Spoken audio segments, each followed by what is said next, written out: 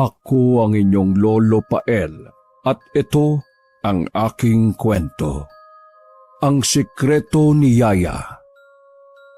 Tahimik lang si Efren na pinagmamasdan ng larawan ng kanyang asawa na si Miriam. Matagal niya na itong hindi nakikita. Mula kasi nang ito ay mag-abroad ay hindi na rin ito bumalik. Sa ikaunang taon ng babae sa Saudi ay hindi na ito kumokontak kay Efren. Bagay na labis na ikinalungkot ng lalaki. Huli niyang nakita ang asawa noong unang kaarawan ng kanilang anak na si Notnot. Pagkatapos nito ay wala na. Tanging mga larawan na lamang ang pinagmamasdan ni Efren sa tuwing mamimiss niya ang babae. Napapailing na lamang si Efren dahil kahit na anong isipin niya ay wala na siyang magawa. Hindi rin naman niya kasi pwedeng iwan si Notnot kung susunod siya sa Saudi. May iwang mag-isa ang bata. 10 taon pa lamang yon at palagay ni Efren hindi pa kakayanin ng batang lalaki ang mag-isa. Napatingin siya kay Notnot na abala sa pagbabasa ng libro sa lamesa.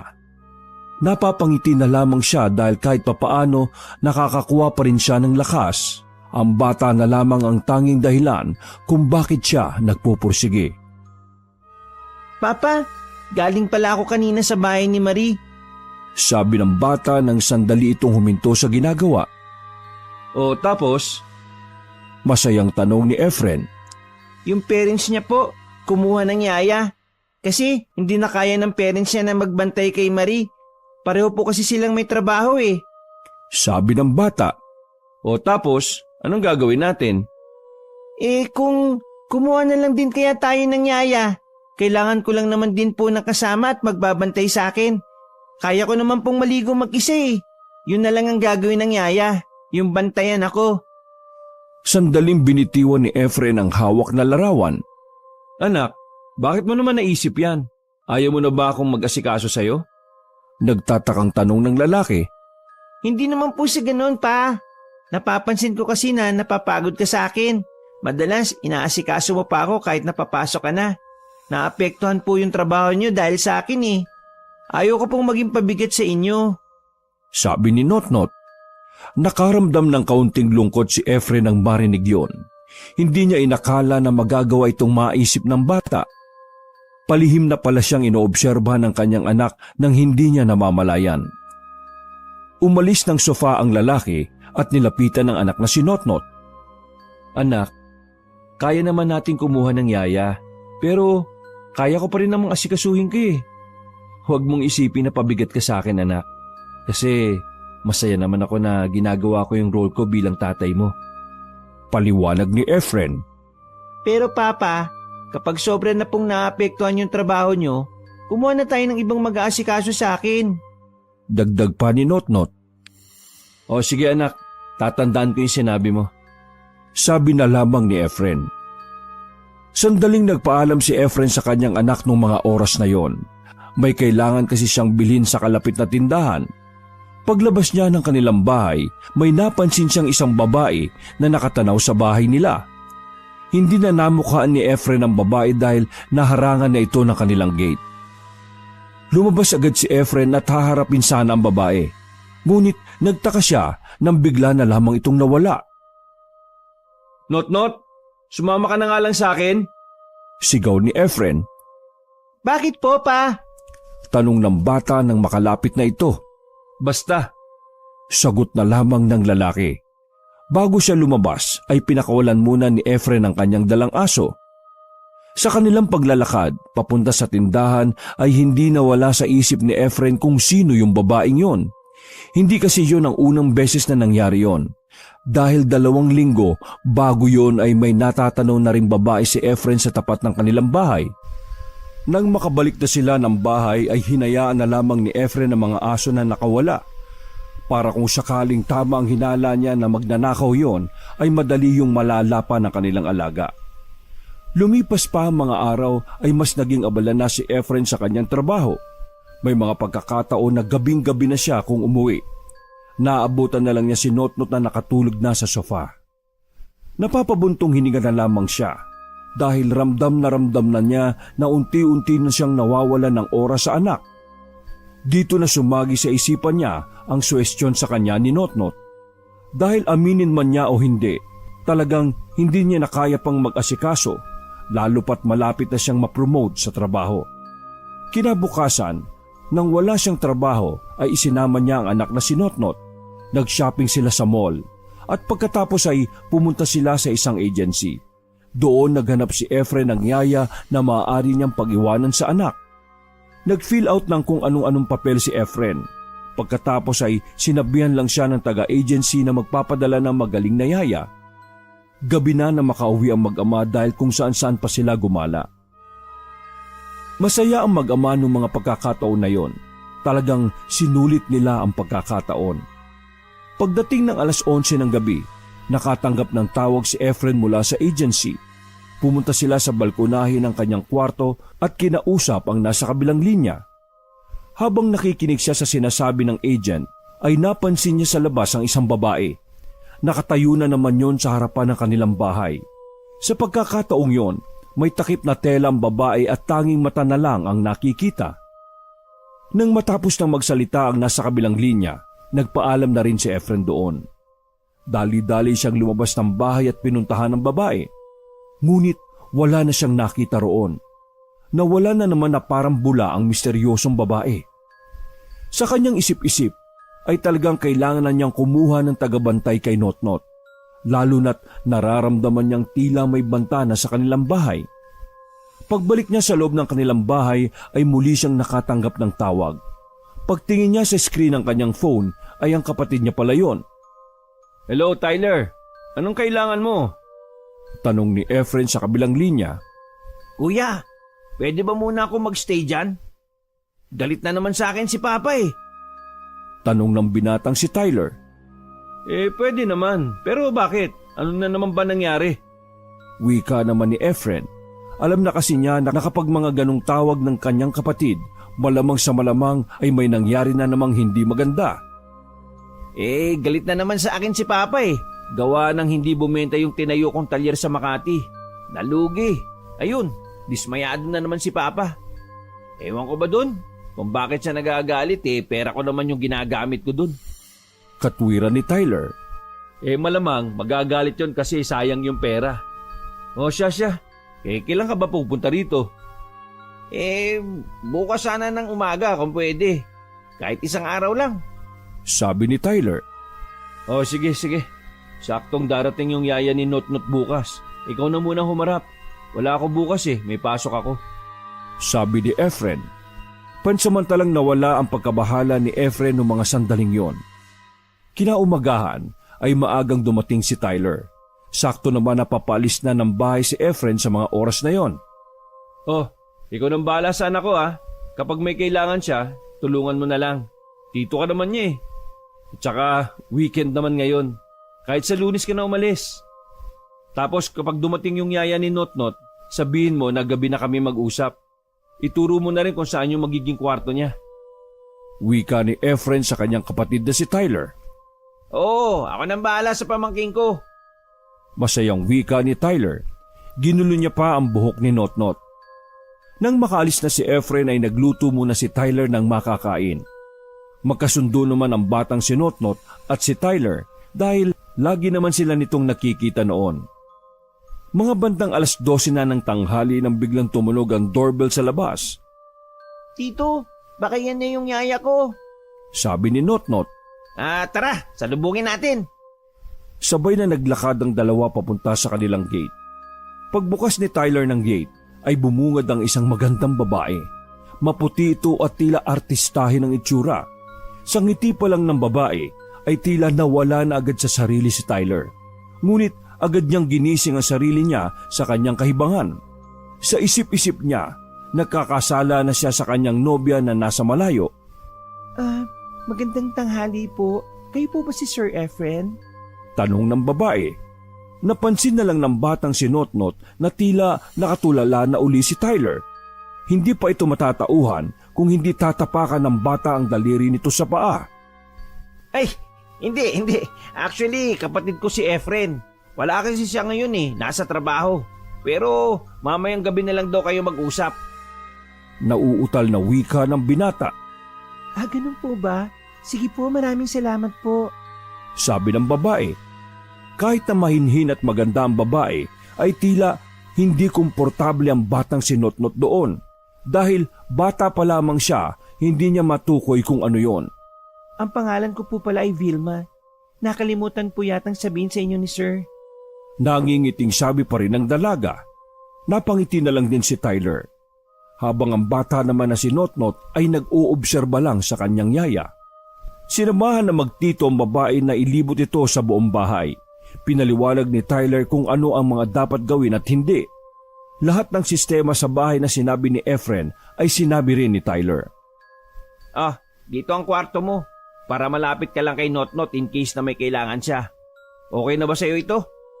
Tanong ni Tyler na hindi maiwasang mapatingin sa mukha ng babae. Ngumiti na naman ang babae. Tila ba may kung anong meron sa ngiting yon kung kaya't hindi makapag-focus si Tyler. Naku, maraming salamat. Ayusin ko na lang yung gamit ko at magsisimula na rin ako mamaya. Wika ng dalaga. Bumaba ang dalawa sa sala. Napapansin ni Notnot na tila hindi mapakali si Tyler. Tito, ano pong nangyayari sa inyo? Ayos lang po ba kayo? Tanong ni Notnot. Lumingon muna si Tyler sa hagdanan bago nagsalita. Sigurado ba tatay mo na yun yung yaya mo? Nagtatakang tanong ni Tyler. Opo, bakit po? Nagagandaan po kayo, no? Di ba may girlfriend ka? Tanong ni Notnot. Oo, nagagandaan ako sa kanya. Hindi ko alam kung maiintindihan mo ko pero, Notnot, may something sa babae. Nawawala ako sa sarili ko kapag nakatitig ako sa kanya. Hindi ko alam kung ako yung problema o siya. Saad ni Tyler na napapailing pa habang nakasandal sa sofa. Sa tingin ko po, ikaw yung may problema kasi madali ka pong maakit Sabi ni Notnot, napapakamot na lang sa ulo si Tyler. Bumuntong hininga na lamang si Tyler nung mga sandaling yon. Hindi niya kasi talaga matukoy kung bakit siya nagkakaganon.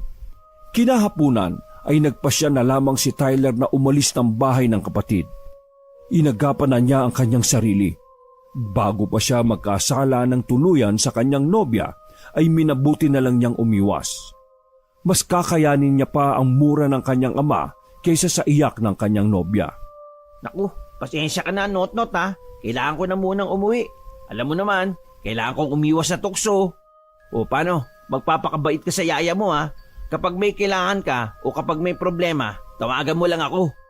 Wika ni Tyler sa kanyang pamangkin. Opo, tito. Sagot ni Notnot. Lumabas ng bahay si Tyler.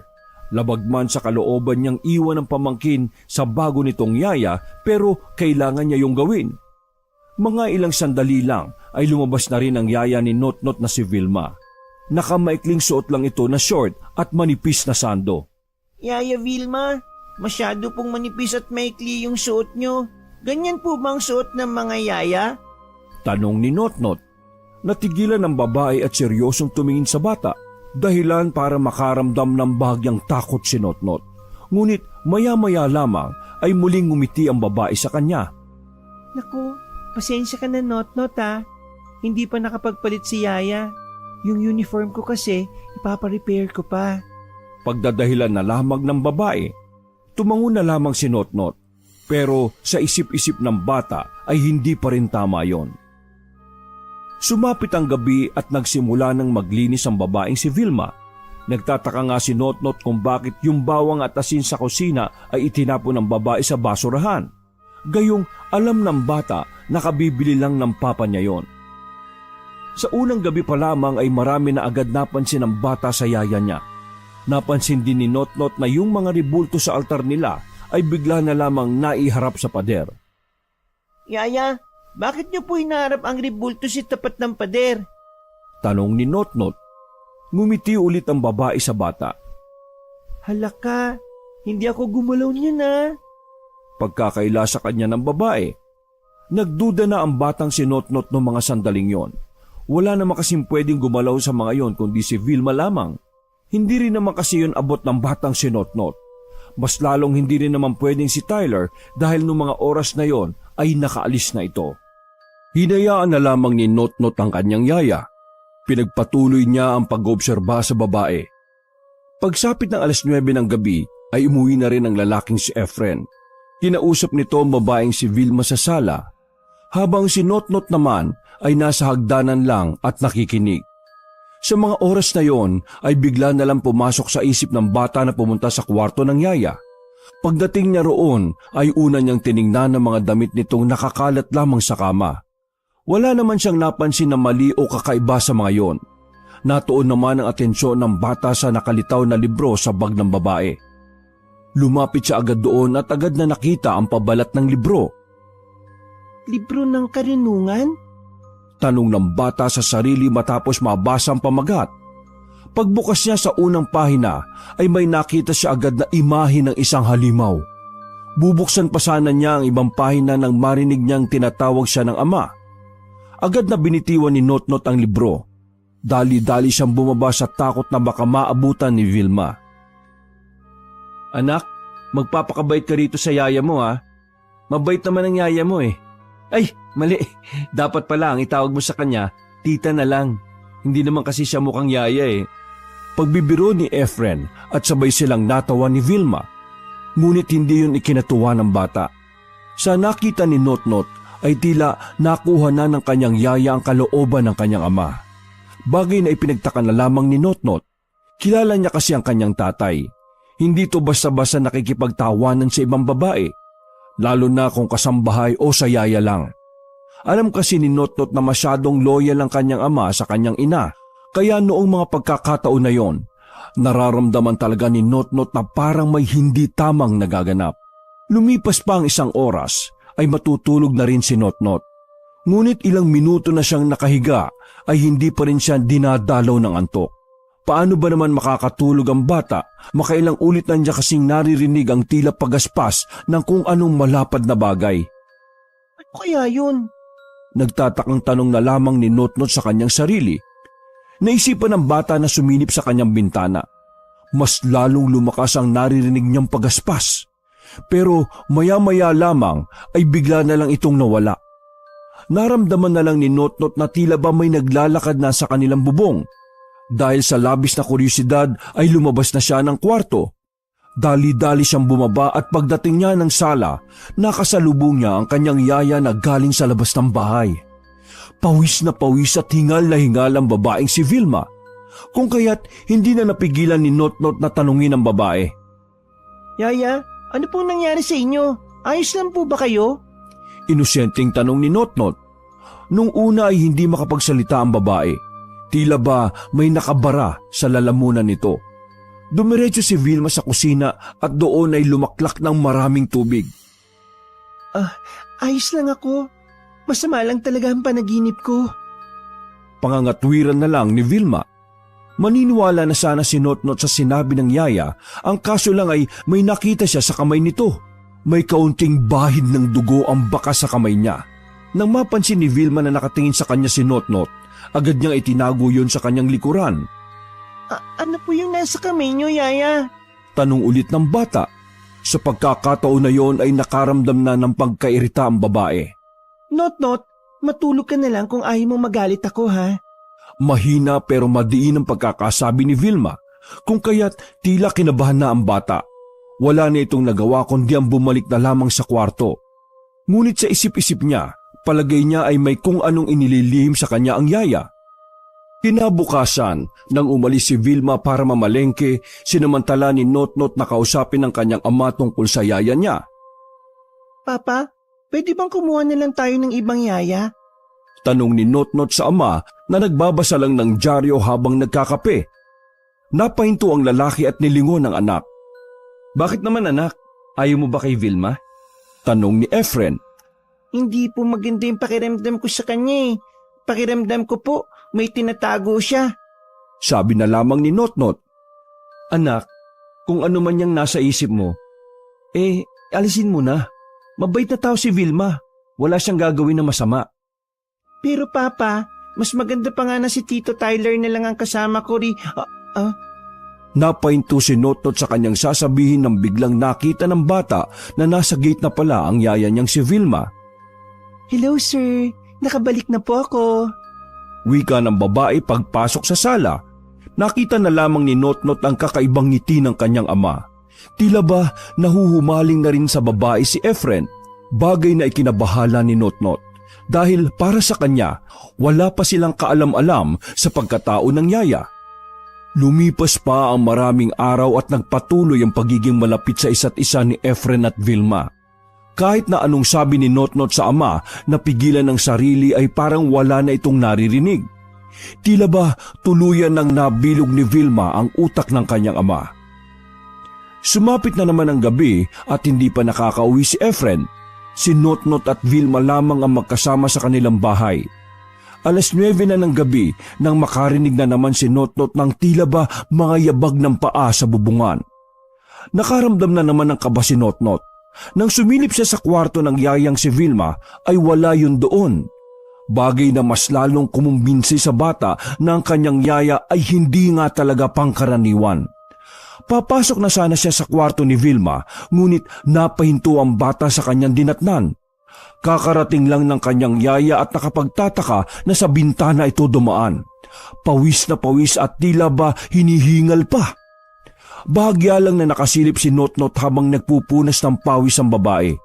Nang mapalingon sa kanya si Vilma ay dali-dali siyang tumakbo sa kanyang kwarto. Humiga siya sa kama at nagkunwari na lamang natulog. Kahit nakapikit ay batid niya na nasa pintuan ng yaya. Narinig niya ang mga yabag ng paa nito palapit sa kanya. Hanggang sa naramdaman na lamang ni Notnot na may tao na sa gilid niya at nakatitig sa kanya. Sinubukan ni Notnot na ipagpatuloy ang pagpapanggap. Hindi siya dumidilat. Ngunit maya-maya lamang may naramdaman na siyang mainit na hininga na malapit sa kanyang mukha. Nang idilat niya ang kanyang mga mata ay nakita niya si Vilma na nasa pintuan. Bakit po?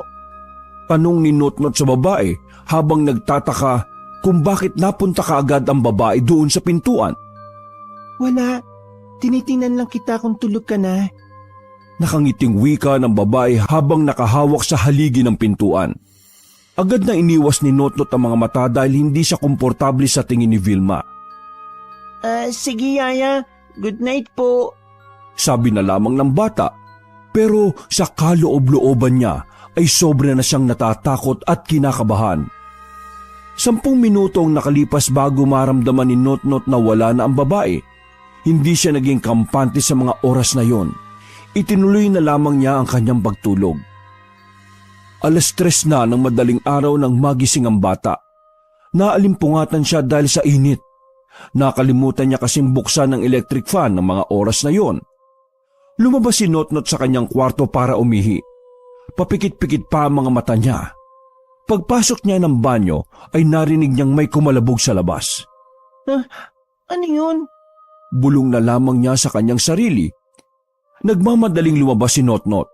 Ngunit napahinto na lamang siya at napatago nang may makita siyang isang nilalang sa garden. Isang babaeng may pakpak na malapad ang nandoon. At ang mas ikinagulat pa ni Notnot ay namukhaan niya ang nilalang na yon. Aswang? Aswang si Yaya? Aswang siya! Natatarantang wika ni Notnot. Aalis na sana siya nang masagi niya ang bote na nakasandal sa gilid. Napalingon sa kanya ang aswang. Nakita ni Notnot ang pangit na mukha nito. Kung kaya't agad na dumaloy ang takot sa kanyang sistema.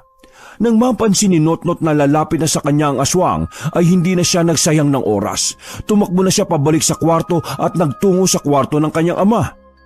Papa! Papa! Makailang ulit na kinakalabit at pinaghahampas ni Notnot ang amang si Efren.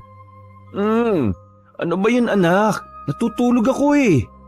Nakapikit pang sabi ng lalaki. Si Yaya! Si Yaya Vilma! Si Yaya Vilma aswang!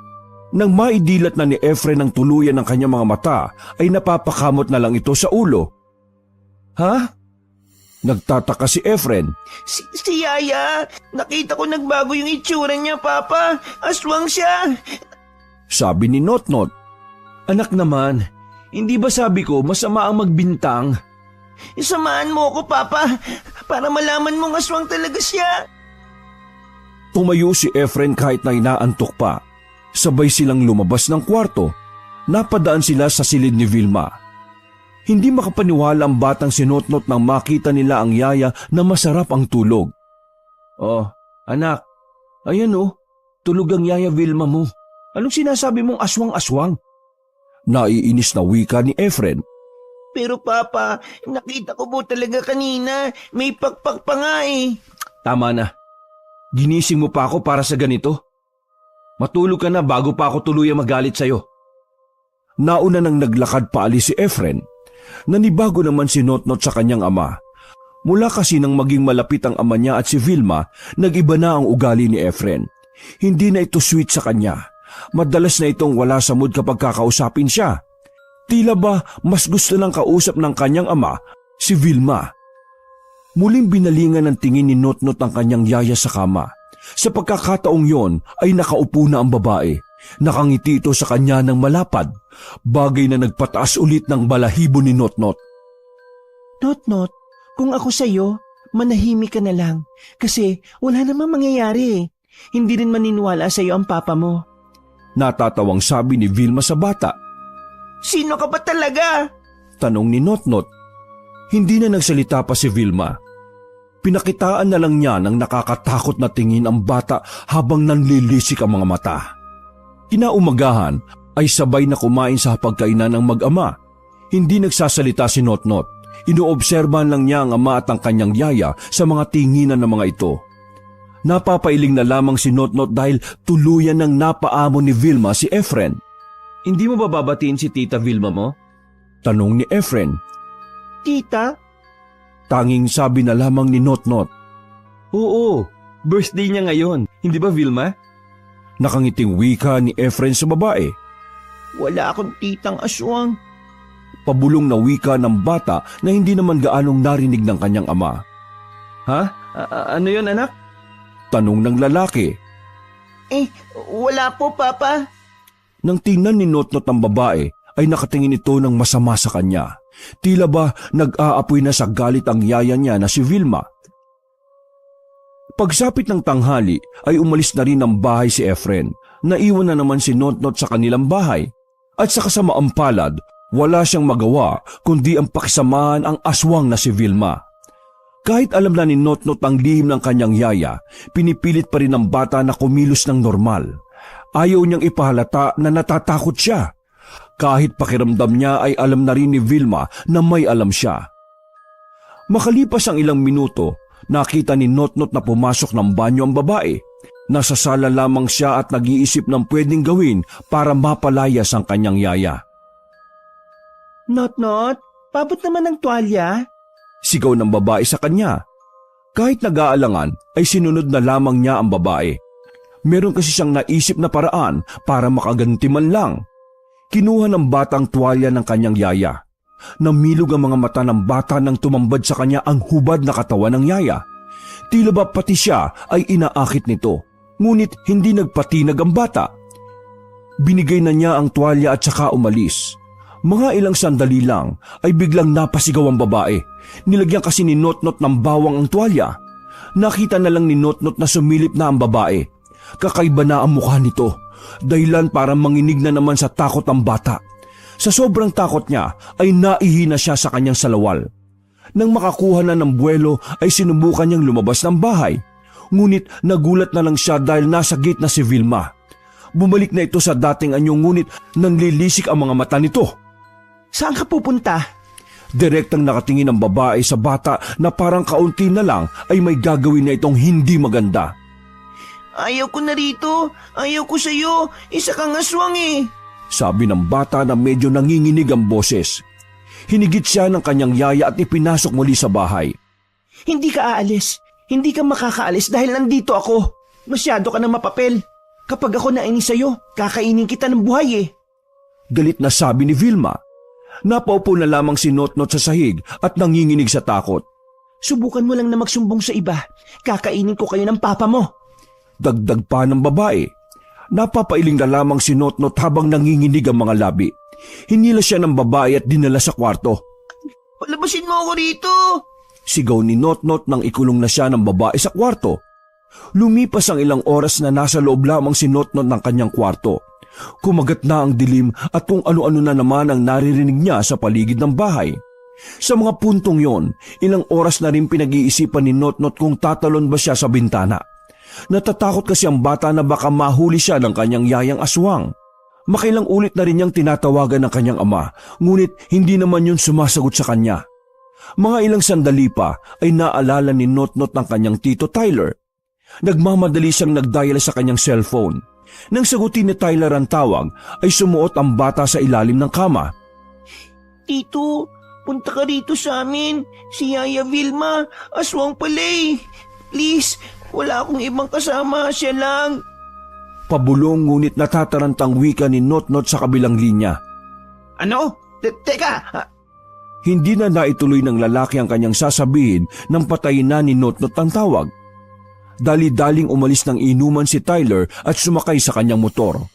Kinakabahan ng lalaki dahil nung una pa lang masama na talaga ang kutob niya sa babaeng si Vilma, pero hindi inaasahan na ganun ang sasabihin sa kanya ng pamangkin. Makalipas lang ang ilang minuto ay nakarating na rin ang lalaki. Tahimik ang bahay. Dahan-dahan at maingat na pumasok si Tyler. Walang tao sa sala. Wala rin siyang naririnig na kung ano. Dumiretso na lamang siya sa kwarto ni Notnot. Nakita niyang sumilip si Notnot sa pinto, kung kaya't dali-dali siyang pumasok. Ano ba nangyari? Tanong agad ni Tyler sa pamangkin. Hindi ka maniniwala, Tito, pero si Yaya Vilma, nakita kong naging aswang. Saad ng bata. Nagsalubong ang kilay ni Tyler dahil akala niya ay nagloloko lamang si Notnot. Maniwala ka sa akin, Tito. Kakaiba talagang Yaya ko. Aswang siya. Pag-uulit ng bata sa kanya. Seryoso ka ba? Baka mamaya dahil lang yan sa kakanood mo ng Magandang Gabi Bayan, ha? Pagbibiro pa ng lalaki. Maya-maya lamang ay nakarinig na sila ng pagaspas ng pakpak. Agad na hinila ni Notnot ang kanyang tito papunta sa ilalim ng kama. Ayan na ang aswang, Tito. Wika ni Notnot. Dahil gustong mapatunayan ni Tyler kung totoo nga ba ang aswang, binuksan niya ang bintana at sumilip siya doon. Namilog ang mga mata ng lalaki nang makita ang isang babaeng may pakpak na nakadapo sa bubong. Punyeta, aswang nga! Sabi na lamang ni Tyler. Nakita rin siya ng aswang na yon kung kaya't kinarga agad ni Tyler ang kanyang pamangkin. Dali-dali silang bumaba ng sala. Lalabas na sana sila ng bahay ngunit nasa gate na si Vilma. Sinasabi ko na nga ba eh. Kaya pala nung una pa lang hindi maganda yung pakiramdam ko sa'yo. Aswang ka pala! Sigaw ni Tyler sa babaeng si Vilma. Hindi kayo makakatakas dito at wala na kayong magagawa kay Efren dahil kontrolado ko na ang utak niya. Tumawa na lamang ng malakas si Vilma. Nang lalapit na ang babae ay dinampot ni Tyler ang flower vase sa sala. Agad niya itong binato kay Vilma. Tinamaan ng babae sa mukha, dahilan para makaramdam ito ng hilo. Ngunit maya-maya lang ay bigla na namang nagpalit ng anyo si Vilma. Dali-daling tumakbo pabalik ng kwarto ang magtito. Tito, natatakot ako. Makakatakas pa ba tayo? Tanong ni Notnot. Makakatakas tayo rito. Huwag kang mag-alala. Wika na lamang ng lalaking si Tyler. Habang nasa loob sila ng kwarto ay naririnig pa ng dalawa ang halakhak ng babae sa labas. Kinuha ni Tyler ang dalawang kumot at pinagdugtong niya yon sabay inilaglag sa bintana. Makinig ka. Mauna kang bumaba sa bintana habang ako lilibangin ko ang atensyon niya. Pero Tito, paano ka? Pag-aalalang tanong ng bata.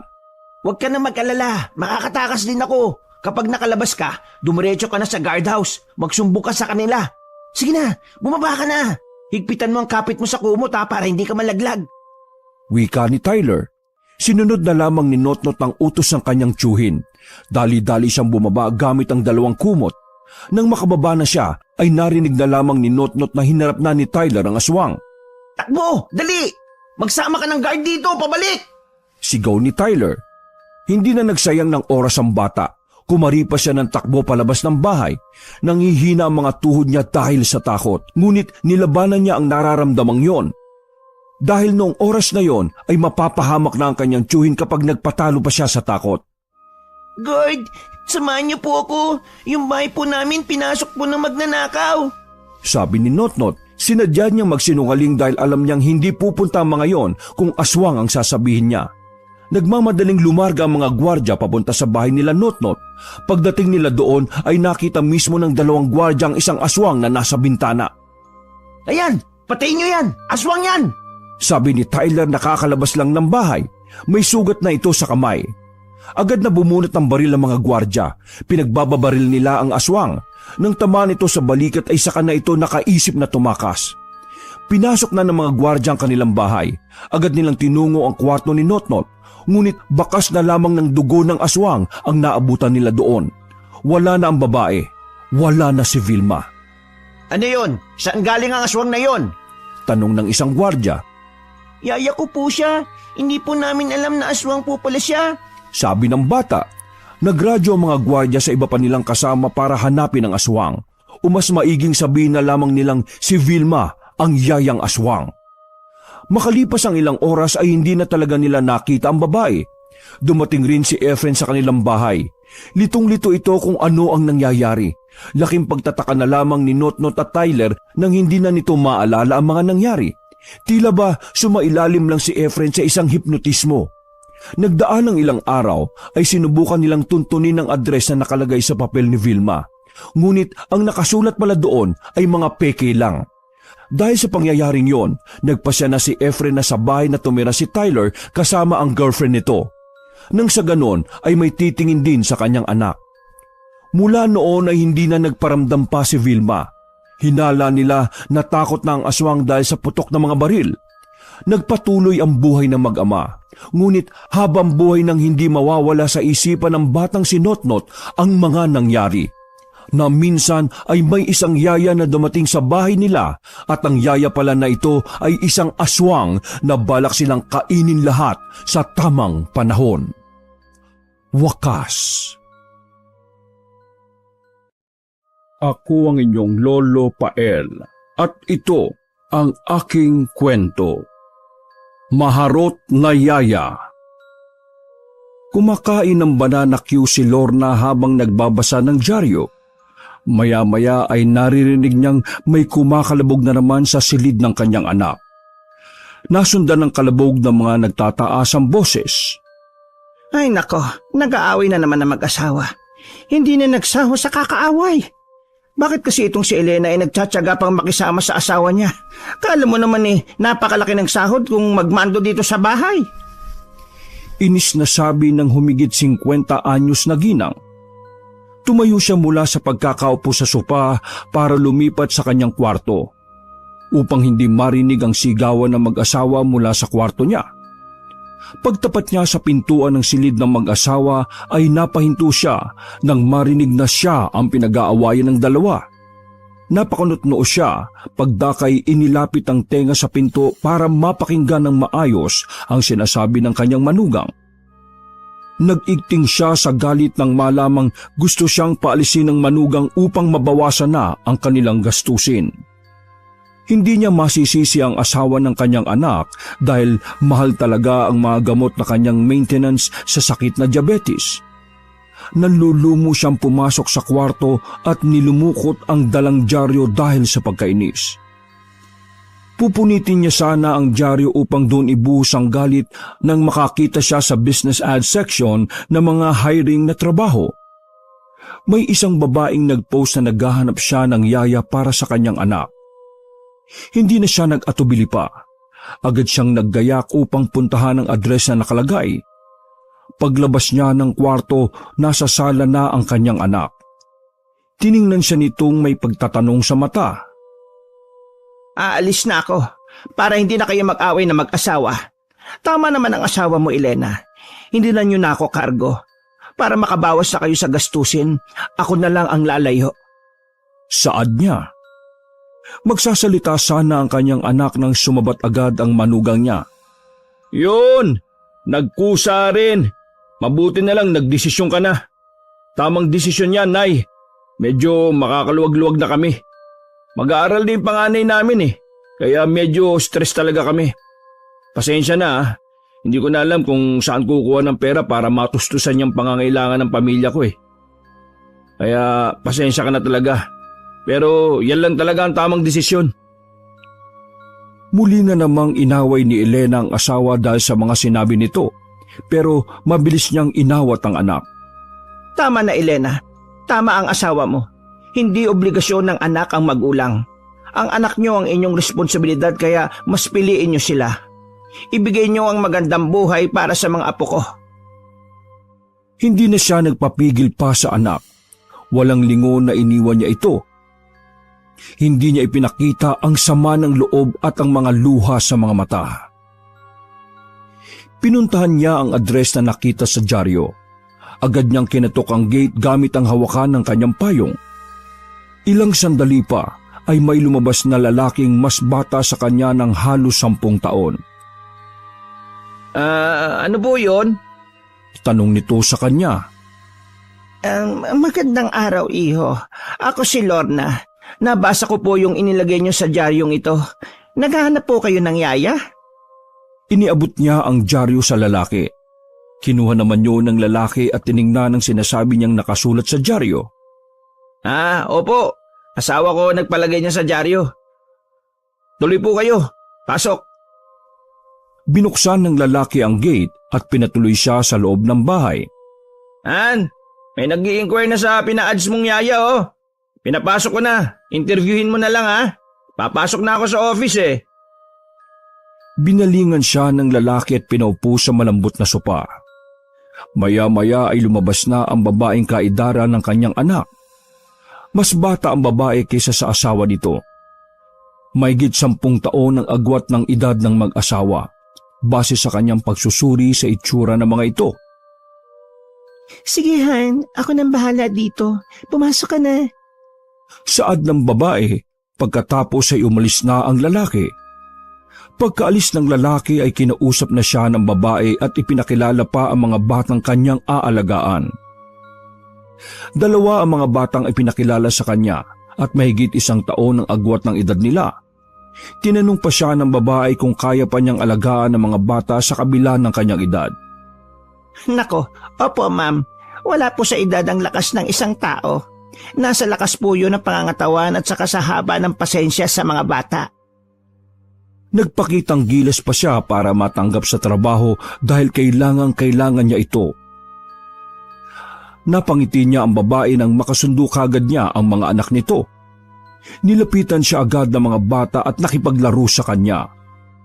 Nalaman niyang kasing edad niya rin ang dating yaya ng mga bata pero pinauwi na ito ng mga anak sa probinsya.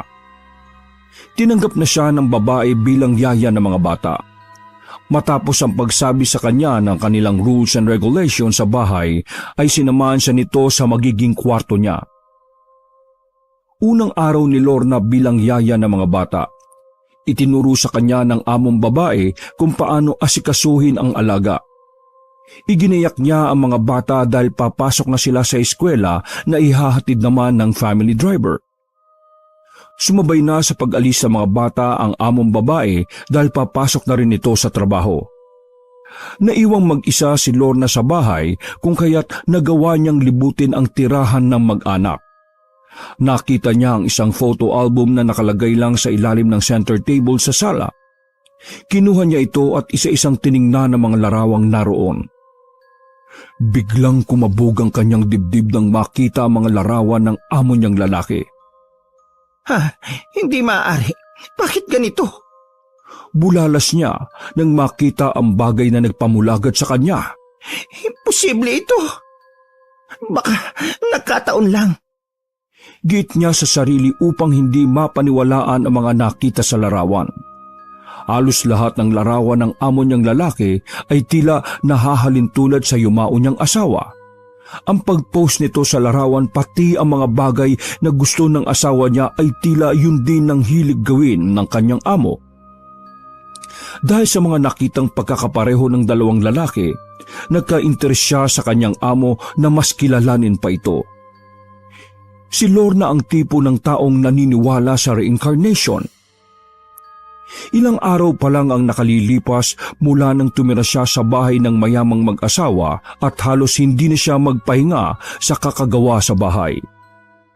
Napansin siya ng among lalaki habang winawalis niya ang sahig. Yaya, hindi na po nyo trabaho mga yan. Ang mga bata lang inyong asikasuhin. Sa ngayon kasi nakalib yung housemaid namin ng 1 month. Pero hindi ibig sabihin na ikaw na ang gagawa ng trabaho niya. Pansin kong lahat na yate ginagawa nyo dito sa bahay eh. Saad ng lalaki habang nagbabasa ng periodiko. Naku sir, wala ho ito. Sa bahay ganito rin ako. Para akong ipo-ipo na hindi nababasag. Ikot lang talaga ng ikot. Ito na ho yung aking libangan kaya hayaan niyo na lang ho ako. Tugon naman ni Lorna na pagdakay pinasadahan niya ng tingin ng matikas niyang amo. Halos manlambot ang kanyang tuhod nang makitang kahit ang pag-upo ng lalaki ay katulad din ng kanyang asawa. Diego, sadya ba talagang ibinalik ka sa akin? Pero bakit nasa katawan ka ng iba? Maluha-luha niyang bulong pagkatapos ay nag-iwas na siya ng tingin. Yaya, may sinasabi ka ba? Napaiktad si Lorna nang biglang magtanong ang kanyang amo. Muli siyang napatingin dito. Pinamulahan siya ng pisngi nang makitang titig na titig sa kanya ang lalaki. Pati ang pagtitig niya at mga ngiti katulad ng asawa ko. Ikaw na ba talaga yan, Diego? Saad niya sa isipan. Napabalik ang kanyang ulirat nang muling magsalita ang kanyang amo. Naku sir, ang sabi ko baka may kailangan pa po kayo. Ako'y aakit na sa itaas dahil may gagawin ako roon. Wala na po yaya. Sige, umakyat na ho kayo. Pagkatapos niyong gawin yung sinasabi niyo magpahinga na kayo. Linggo naman bukas Parehong rest day namin ni Avi kaya pwede ka mag-day off. Siya nga pala yaya. Baka gusto mong bumali. Baka may gusto kang bilhin. Po? Bale? Namilog ang mata ni Lorna sa narinig. Wala naman siyang gustong bilhin dahil kumpleto pa ang kanyang mga gamot. Pero bigla na lang siyang nakaisip ng bibilhin. Nako sir, meron nga po akong mga bibili na pampersonal na gamit. Pero kahit po maliit na halaga ayos lang. Tugon niya. Ganun po ba? O sige. Sasabihin ko mamaya kay Avi para bukas mabigyan ka ng pera. Ay, naku, salamat po talaga sir. Tuwang-tuwa niyang sabi. Kinabukasan, agad siyang lumabas ng bahay para mamili. Dumaan muna siya sa simbahan. Hindi naman siya pumasok doon. Nasa tapat lang siya at seryosong nakamasid sa loob. Nagbalik loob na ako sa iyo. Pero bakit parang sinusubok mo pa ako? Alam mong masyado akong marupok pero nagpakatatag ako. Kaya lang ang tagal kong nangulila kay Diego. Ibinalik mo ba siya sa akin? Siya yun, hindi ba? Hindi na ako magpapaalam sa iyo sa gagawin ko dahil alam kong hindi ka papayag. Pero babawiin ko siya. Sa akin lang siya. Hindi siya pwedeng mapunta sa iba. Hindi pala talaga siya totoong nawala. Napunta lang sa katawan ng iba. Alam kong siya ang aking si Diego. Kaya babawiin ko ang dapat ay sa akin. Mahabang litanya ni Lorna. Pagkatapos ay pumunta na siya sa gilid ng simbahan kung saan may mga nagtitinda ng kanyang mga kailangan. Malapad ang kanyang ngiti nang mabili na ang mga bagay na yon. Dali-dali siyang umuwi at tahimik na dumiretso sa kanyang silid. Maingat niyang inihanda ang lahat ng pinamili. Pagkatapos ay sinimulan na niyang magsagawa ng isang gayuma. Ilang araw ang lumipas bago siya nakakuha ng tiyempo para mailagay ang gayuma sa inumin ng kanyang among lalaki. Umaayon sa kanya ang pagkakataon dahil nagpatimpla ito ng kape. Doon niya ibinuhos ang isang patak ng gayuma. Nang dadalhin niya ito sa lalaki ay biglang humarang sa kanya ang asawa. Ano yan, Yaya? Tanong sa kanya ng babae. Ma'am, ano po? Kape. Nagpatimpla ba si Enrico sa iyo? Opo, ma'am. Akin na. Hinigpitan niya ang pagkakahawak sa puswelo nang lumapat doon ng kamay ng among babae. Ako na ang magdadala sa kanya, Yaya. Ha? Sige po, ma'am. Wala siyang nagawa kundi ang bitiwan ng tasa. Inihatid pa niya ng tingin ng babae hanggang sa may abot nito ang kape sa asawa. Gumuhit ang kanyang ngiti sa labi nang makitang sinimulan ng inumin ng lalaki ang kaping kanyang tinimpla. Lalong kumabog ang kanyang dibdib nang tingnan siya ng among lalaki at ngumiti pa ito sa kanya. Tila nagpapasalamat ito sa kanya dahil sa pagtitimpla niya ng kape. Ayos, tumingin siya sa akin. Ang lahat ay naaayon sa aking plano. Pabalikan sa akin, Diego, mahal ko. Isang gabi, pagkapasok ni Lorna sa kanyang silid ay biglang may humalbot sa kanya at niyakap siya ng mahigpit. Teka, sino ka? Gulat niyang sabi habang pilit na itinutulak ang nakayakap sa kanya mula sa kanyang likuran. Ang tagal mong pumasok, mahal ko. Kanina pa kita hinihintay. Nakilala niya ang boses na yon. Sir, Bahagya ng niluwagan ng lalaki ang pagkakayakap sa kanya kung kaya't nagawa na niya itong harapin. bakit ka nandito sa silid ko? Baka hanapin ka ni ma'am.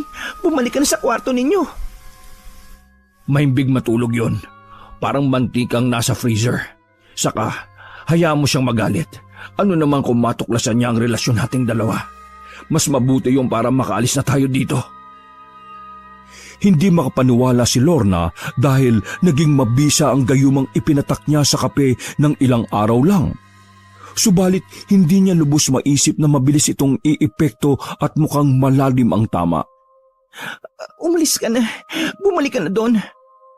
Pagtataboy pa niya sa lalaki upang subukan kung gaano kabisa ang gayumang kanyang ipinainom. Niyakap naman siya ng lalaki at nagmamakaawang huwag siyang ipagtabuyan.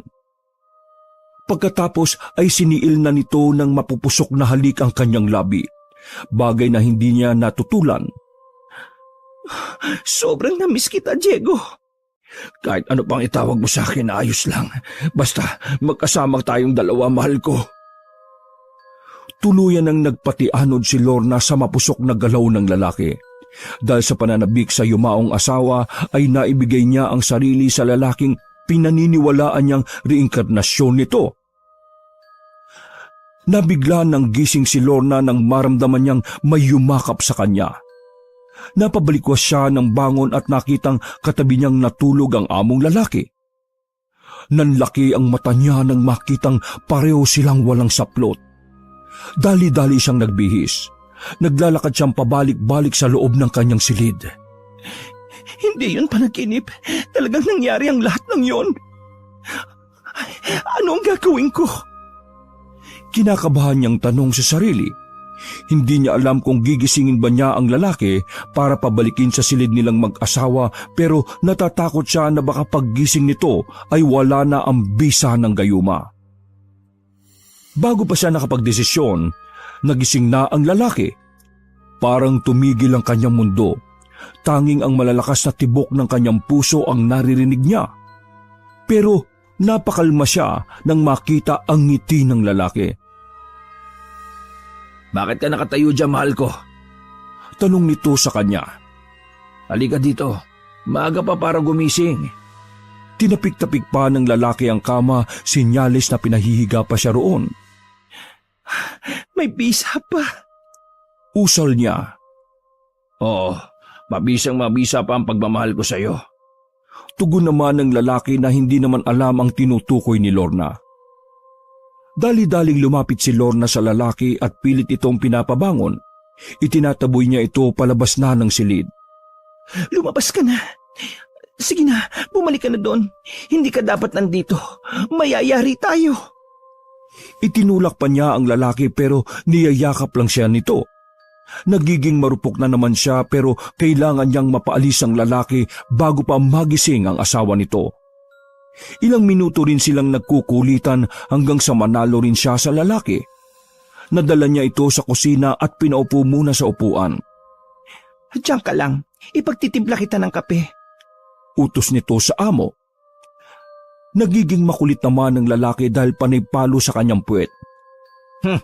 Ang tambok pa rin ito Hindi pa rin nauubos. Napalingon si Lorna sa pilyong lalaki at nakita nitong pinapasadahan ng tingin ang hubog ng kanyang katawan. Ang sexy mo pa rin. Walang katulad. Hindi na sumasagot si Lorna. Natatalo na siya ng kilig. Nang makapagtimpla ng kape, ay muli niyang pinatakan ito ng gayuma. Pagkatapos ay ibinigay sa lalaki. O yan, ubusin mo yan ha. Huwag mong ipapainom sa iba. Kung hindi, malalagot ka sa akin. Pagbabanta pa niya, agad namang kinuha ng lalaki ang kape at parang tigre niya itong binakuran. Sino ang nagbabalak uminom ng kape ko? Yari siya sa akin. Sa akin ang lahat ng kape na tinitimpla mo, no? Napangiti naman si Lorna dahil sigurado na siya sa kanyang tagumpay. Sige, inumin mo na. Pero dahan-dahan lang ha, baka mapasok ka. Inilapat pa niya ang kanyang daliri sa labi ng lalaki. Bigla siyang napalayo nang marinig ang boses ng amo niyang babae. Dumiretso ito sa kusina at naabutan silang dalawa. Nagkunwari naman siyang nagtitimpla rin ng sariling kape. Bakit ang aga mo yatang nagising, Enrico? Tanong ng babae. Pakialam mo ba? Bakit ka ba nagtatanong? Singhal ng lalaki na ikinagulat ng kanyang asawa. Pati si Lorna ay nagulat din sa pagtaas ng boses ng lalaki sa asawa nito. Bigla siyang nakaramdam ng kaba dahil alam niyang away na ang kasunod nun. Nagalit ang amo niyang babae at sinigawan na ang asawa. Mabuti na lang ay hindi na ito pinatulan ng lalaki dahil sinenyasan niya ito nang mapatingin ito sa kanya. Umalis na lang ang lalaki sa kusina na dala ang kape. Binalingan siya ng amo niyang babae upang itanong kung ano ang nangyari sa kanyang asawa. Nako ma'am, hindi ko po alam. Kanina pa po siya mainit ang ulo eh. Sinigawan nga po ako nang utusan ako magtimpla ng kape. Pagsisinungaling niya, nagmamadaling umalis ang babae at sinundan ng asawa. Palihim namang sumunod si Lorna at pinakinggan ang pag-aaway ng dalawa. Napatakip na lang siya ng bibig nang marinig ang malakas na pagsampal ng lalaki sa asawa nito. Ay, malala, nag-aaway na nga. Pero, di ba, pabor sa akin yon. Kapag naghiwalay sila, masusolo ko na ang aking si Diego. Walang araw na hindi nag-aaway ang mag-asawa. Samantalang palaging tumataka si Enrico at pumupunta sa silid ni Lorna. Palaging ganoon ang kanilang sitwasyon hanggang sa mapuno na ang among babae at umalis ng bahay kasama ang mga anak nito. Lalong natuwa si Lorna dahil sa nangyari. Kakaalis pa lang ng bahay na mag-iina ay sinunggaban na siya ng halik ng among lalaki. Para silang bagong kasal kung magharutan at maglambingan. Halos maikot na nila ang buong bahay dahil sa kanilang mapusok na damdamin. Umalis na tayo dito, Diego. Pag-aaya niya sa lalaki. Natatakot din siya na baka dumating ang asawa nito at mahuli sila sa ganoong sitwasyon. Bakit ba tayo alis, mahal ko? Wala naman tayong ginagawang masama. Saka, bahay ko ito. Dito kita ititira. Ikaw ang nararapat dito kaysa sa babaeng mukhang impaktang yon. Ha? Bakit ako? Ano bang tingin mo sa akin? Ikaw ang pinakamagandang babae sa balat ng lupa, mahal ko. Natutuwa na lang at kinikilig si Lorna sa pambobola ng lalaki. Sa bawat pagtitig niya rito ay mukhang asawa niya ang kanyang nakikita. Nabubulagan na din siya dahil natatalo na siya ng kanyang damdamin. Ilang araw ang lumipas. Napansinan ni Lorna ang pagbabago sa ugali ng lalaki. Nagiging magagalitin na ito at palaging hinahanap ang kape. Sa isang araw ay nakakapagtimpla ito ng 5 tasa. Dahil sa kanyang pag-aalala, pinagsabihan niya itong masama ang makarami ng kape, subalit nagagalit lang ito sa kanya. Nagwawala ito at nagbabasag ng gamit. Napapansin na rin niya ang pagiging lalo nitong mapusok pagdating sa kama. Nasasaktan na siya at tila natutuwa pa ang lalaki sa tuwing umuungol siya sa sakit. Hindi ba itong gusto natin, mahal ko? Sabi pa nito habang nakatitig sa kanya na matalim. Itinutulak na niya itong palayo dahil nasasaktan na rin siya sa mga halik nito. Tama na, Enrico. Nasasaktan na ako. Sinampal siya ng lalaki at galit na pinagsalitaan. Huwag mo kong matawag-tawag sa ibang pangalan. Diego ang pangalan ko. Sino ang Enrico na yan? Lalaki mo? Nagtataksil ka ba sa akin? Nanlalalaki ka? Yun ang unang beses na napagbuhatan siya ng kamay ng lalaki. Nang manlupaypay siya at naupo na lang sa sulok, ay saka siya nilapitan at inamo. Ikaw naman kasi, bakit ka ba nanlalalaki? Wala akong lalaki. Hindi ikaw si Diego. Hindi niya ako magagawang saktan. Patawarin mo na ako. Nagselos lang ako, mahal ko. Pero hindi ko na uulitin yon, pangako. Pinagsisisiil ulit siya ng halik sa iba't ibang bahagi ng katawan hanggang sa maabutan sila ni Avi sa ganoong sitwasyon. Galit na galit ito. Nagwala at nagbasag ng mga gamit. Pinalayas din siya sa bahay na yon. Walang iyang babae yon. Ako pa talaga ang pinalaya sa bahay ko. Humanda siya. Babalikan ko siya. Galit na saad ni Enrico. Hayaan mo na. Kasalanan naman natin eh. Humanap na lang tayo na matutuluyan. Sana tayo ngayon pupunta? Tanong ni Lorna. Doon muna tayo sa bahay ng kaibigan ko makituloy. Pinuntahan nila ang kaibigan ni Enrico na si Pablo. Oh bro! Bakit bigla naman yata ang pagpunta mo? Hindi ka man lang tumawag muna. Bakit? May problema ba? Bungad sa kanila ni Pablo. Oo tol, malaki talaga problema ko. Ganun ba? Halata nga sa mukha mo eh. Halika, pasok ka. Napapayuko na lang si Lorna nang makita niyang pinagmamasdan siya ng tingin ni Pablo. Oh, sino siya bro? Katulong niyo? Bakit kasama mo? Hoy, ayusin mo nga yung pananalita mo. Si Lorna yan, asawa ko. Ha? Asawa? Anong nangyari yun? Ito ba ang problema mo? Ipinagpalit mo si Avi sa matandang kulubot na ang balat na to? Tol, mukhang lola mo na yan ah. Sabi ko sa'yo, magdaan-daan ka. Natigilan si Pablo nang bigla siyang sapakin ni Enrico. Agad namang umawat si Lorna dahil ayaw niyang magkaroon ng iskandalo. Umalis na lang tayo dito, Diego. Hindi tayo dito pwede. Doon na lang muna tayo sa anak ko. Bago umalis ay muling pinagsabihan ni Enrico si Pablo. Akala ko kaibigan kita. Pero lalaitin mo lang pala itong si Lorna. Kaya wala ka pa ring asawa hanggang ngayon eh. Dahil hindi ka marunong tumingin ng maganda at sexy. Sa bagay, dapat nga na ganyan ang tingin mo sa asawa ko. Baka mamaya agawan mo pa siya sa akin. Tama na, Diego. Umalis na tayo dito. Dinala ni Lorna si Enrico sa bahay ng kanyang anak. Pero hindi rin sila pinatuloy dahil lalong nagalit ang asawa ng anak niya.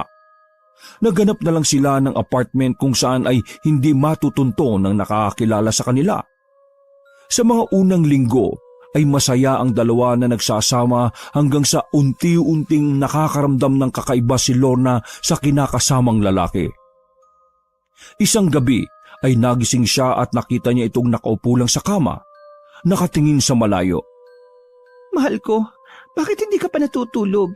Hindi ka ba makatulog? Tanong niya. Hindi siya nito kinibo.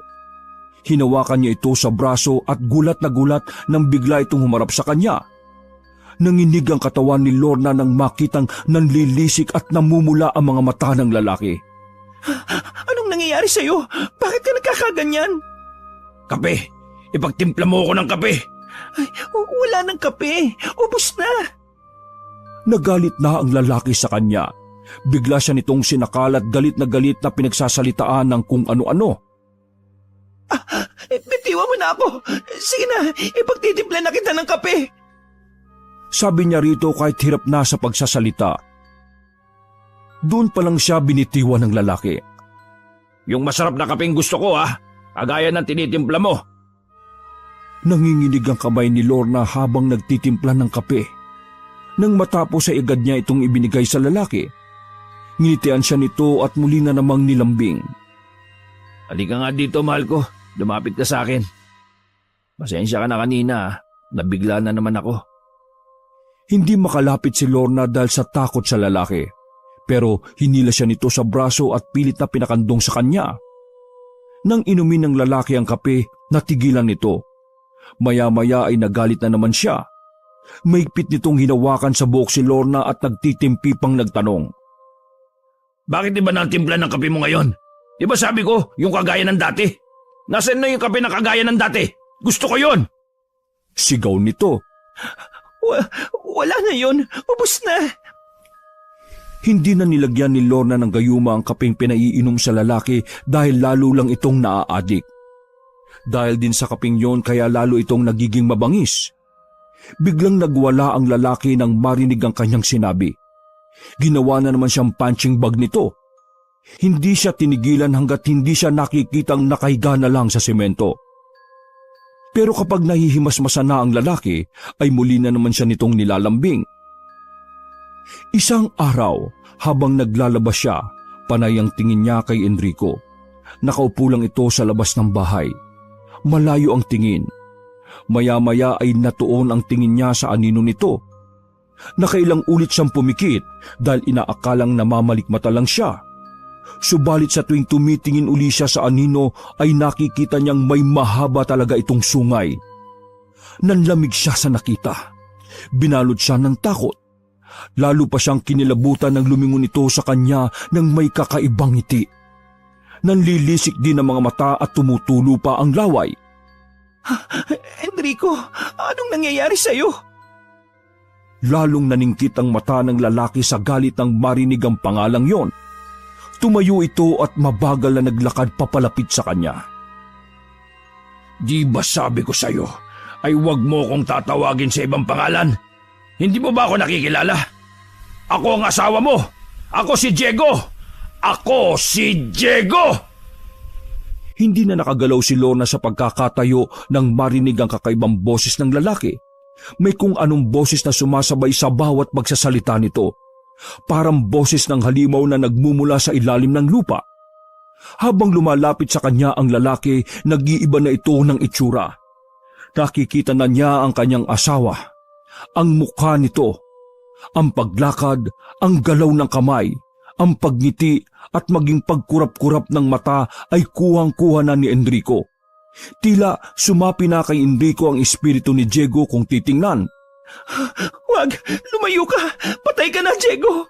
Ilang taon ka nang patay! Bakit ka pa bumangon?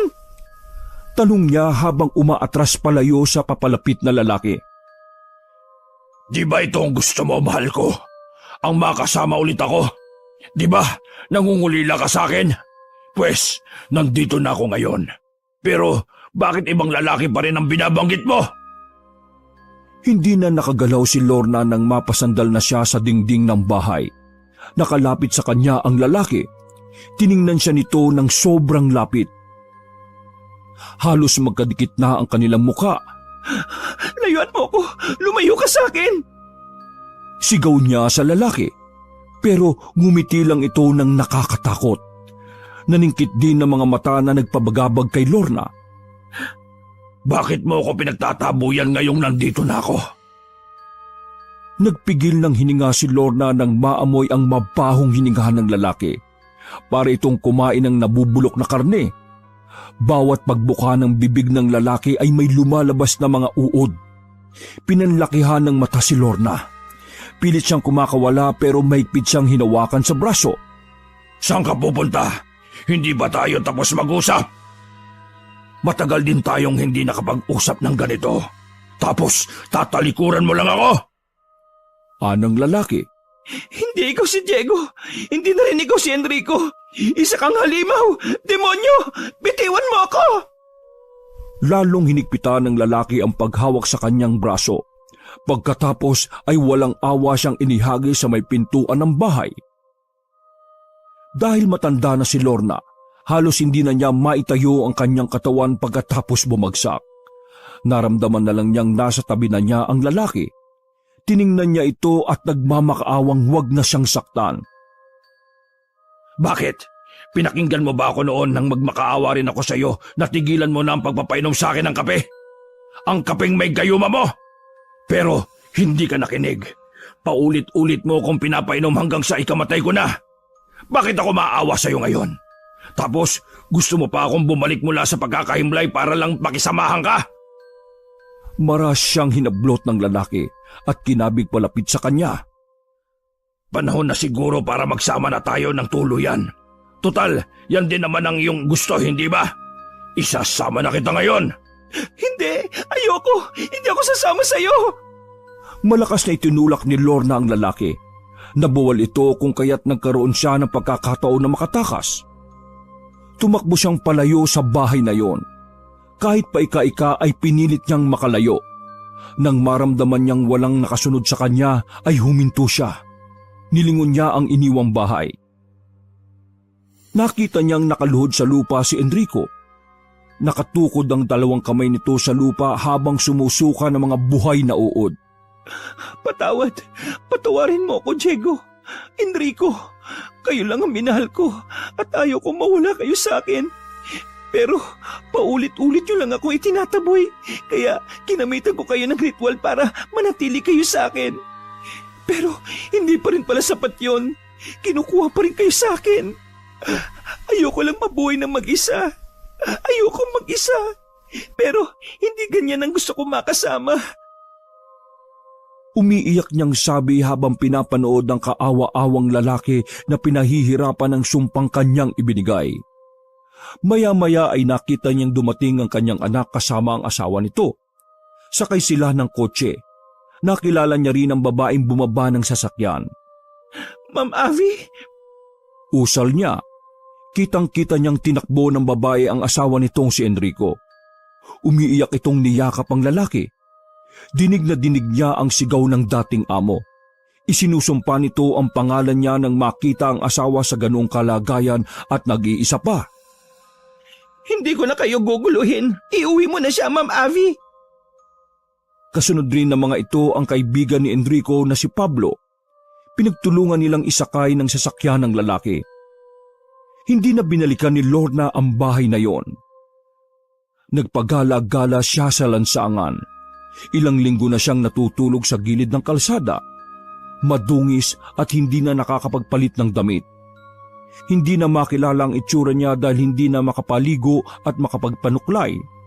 Nabubuhay na lang siya mula sa limos ng mga taong naaawa sa kanya. Sinumpong siya ng sobrang sakit ng tiyan. Isang gabi, nagkubli siya sa madilim na iskinitang hindi na dinadaanan ng tao dahil sa sobrang dilim at pinaninirahan ng mababangis na asong kalye. Doon siya humiyaw dahil sa sakit ng tiyan na ilang araw na niyang iniinda. Nanginginig ang kamay niya na halos ibaon na niya sa tiyan. Gusto niya na itong butasin upang mailabas ang kung anong nasa loob nito. Alam niyang hindi ito ordinaryong sakit lang.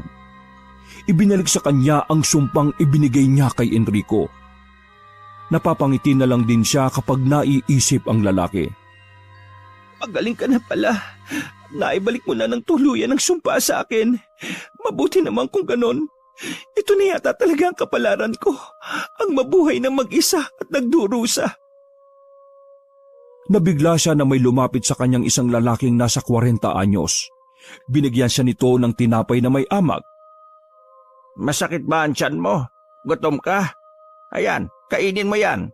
Kailangan mabusog ka para hindi ka mamatay. Mahirap talaga kapag walang laman ang tiyan. Saad nito habang tumatawang parang bata. Isip bata ang matandang lalaki. Napaupo ito sa tabi niya at tumatawang kinakain ng tinapay na hawak. Kain ka na. Pwede pa ang tinapay na yan. Laman tiyan din yan. Nakuha ko ito sa basurahan. Swerte, hindi ba? Hindi kumibo si Lorna. Hindi niya alam kung paano pakikisamahan ng lalaki. Gusto niya itong itaboy pero gusto niya naman na may makasama. Dinampot niya ang tinapay at sinimulang kagatin. Tumutulo ang kanyang luha habang inunguya ito. Anong sakit mo? Tanong ng lalaki. Ako pala si Tiboy. Lagi kitang nakikita na hawak ang tiyan eh. Masakit tiyan mo? Gutom ka kasi. Di kita nakikitang kumakain. Sasagutin niya sana ang lalaki pero nakita niyang may lumalabas na isang uod sa kanyang bibig. Binalot siya ng takot. Kahit ayaw niya, mangyayari din sa kanya ang sinapit ni Diego noon. Kasalanan niya ang lahat. Namatay si Diego dahil sa matinding sumpa at gayumang ibinigay niya rito para lang maangkin ang lalaking yon. Yun din ang ginagawa niya kay Enrico kung hindi lang nasapian ito ni Diego.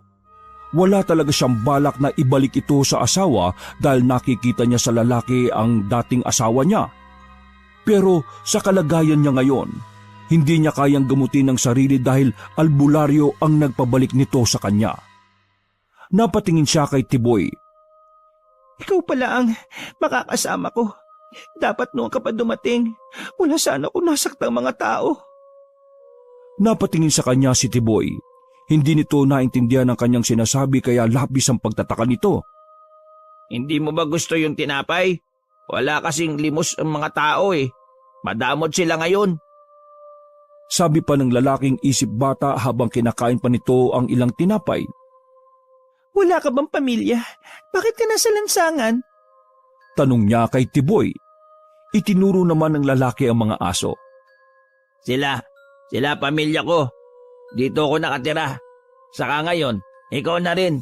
Pamilya na rin kita kasi dito ka na rin nakatira eh, di ba? Masaya pa rin tayo. Hindi ka ba natatakot sa akin? Bakit naman ako matatakot sa iyo? Matanda ka na. Wala ka na magagawa. Bigla siyang nagulat sa sinabi ng lalaki. Hindi niya alam kung may laman ba ang sinasabi nito o dahil sa hindi matino ang pag-iisip kaya nakapagsalita yun ng ganon. Tama ka, Tiboy.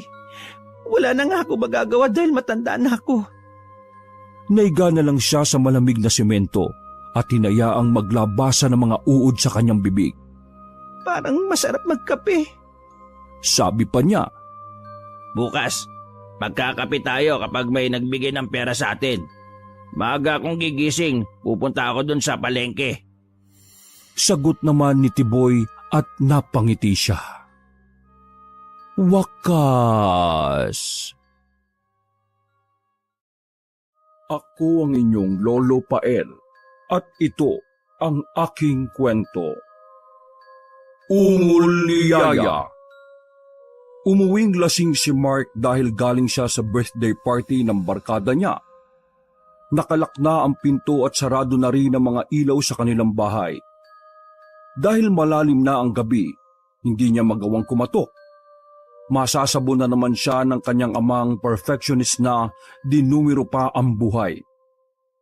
Inis na inis siya dahil hindi niya makuha ang susi sa bulsa ng suot na pantalon. Hindi na rin maayos ang kilos niya pati ang paningin. Napapasandal na siya sa pinto dahil sa kaantukan. Ano ba yan, Mark? Hindi ka pwede dito matulog sa labas kasi lagot ka na naman sa tatay mo eh. Saka, madadamay rin si Yaya Lina sa galit. Siya lang ang tanging kakampi mo sa bahay na ito. At laging pinagtatakpan ng kapalpakan mo. Para lang hindi ka kumain ng maanghang na salita ng tatay mo. Kaya, bawal kang matulog dito sa labas. Kailangan mo makapasok sa loob at makarating sa kwarto. Mahaba niyang litanya sa sarili habang pilit na dinudukot ang susi sa bulsa. Ilang sandali pa'y nakuha na rin niya ang susi. Ay, salamat naman. Nakisama rin. Pero hirap na hirap din siyang itapat ang susi sa butas ng doorknob. Ano ba yan? Kasimpleng bagay ang hirap gawin. Nasalanan talaga to ng alak eh. Sabi nang wag akong lasingin, meron lasing pa rin ako eh. Natatawa pa niyang sabi. Ilang ulit din niyang isinuksok ang susi sa doorknob hanggang sa magtagumpay na rin siya. Yan, sa wakas, nag-success rin. Dahan-dahan siyang pumasok sa loob. Maingat din niyang isinarado ang pinto. Halos iangat na niya ang paa sa paglalakad para lang hindi makagawa ng ingay. Sobrang tahimik na ng paligid at kahit mainit ang pakiramdam dahil sa alak ay nagtayuan ng kanyang balahibo dahil sa dumamping malamig na hangin sa kanyang balat. Ano ba yan? Lagi na lang ganito ang bahay na ito. Laging may bultong nakatira eh. Wala namang aircon. Pero ang lamig. Sabi niya habang hinahaplos ang sariling braso habang naglalakad sa sala. Nakarinig siya ng kakaibang ingay. Napahinto siya sa paglalakad at pinakinggan itong mabuti. Anong ingay yun? Kunot noon niyang sabi. Nakakarinig siya ng mga pag-ungol. May umuungol? Nasaan naman yun? Nalis na ang kanyang paglalakad. Imbis na sa kwarto siya patungo ay naglakad siya habang pinakikinggan ang mga ungol na kanyang naririnig. Bakit may umungol dito sa bahay? Tanong niya sa sarili. Sinampal-sampal pa niya ang sariling pisngi para magising. Alay, hindi talaga ako tulog. Gising ako eh. Naririnig ko talaga yung ungol na yun eh.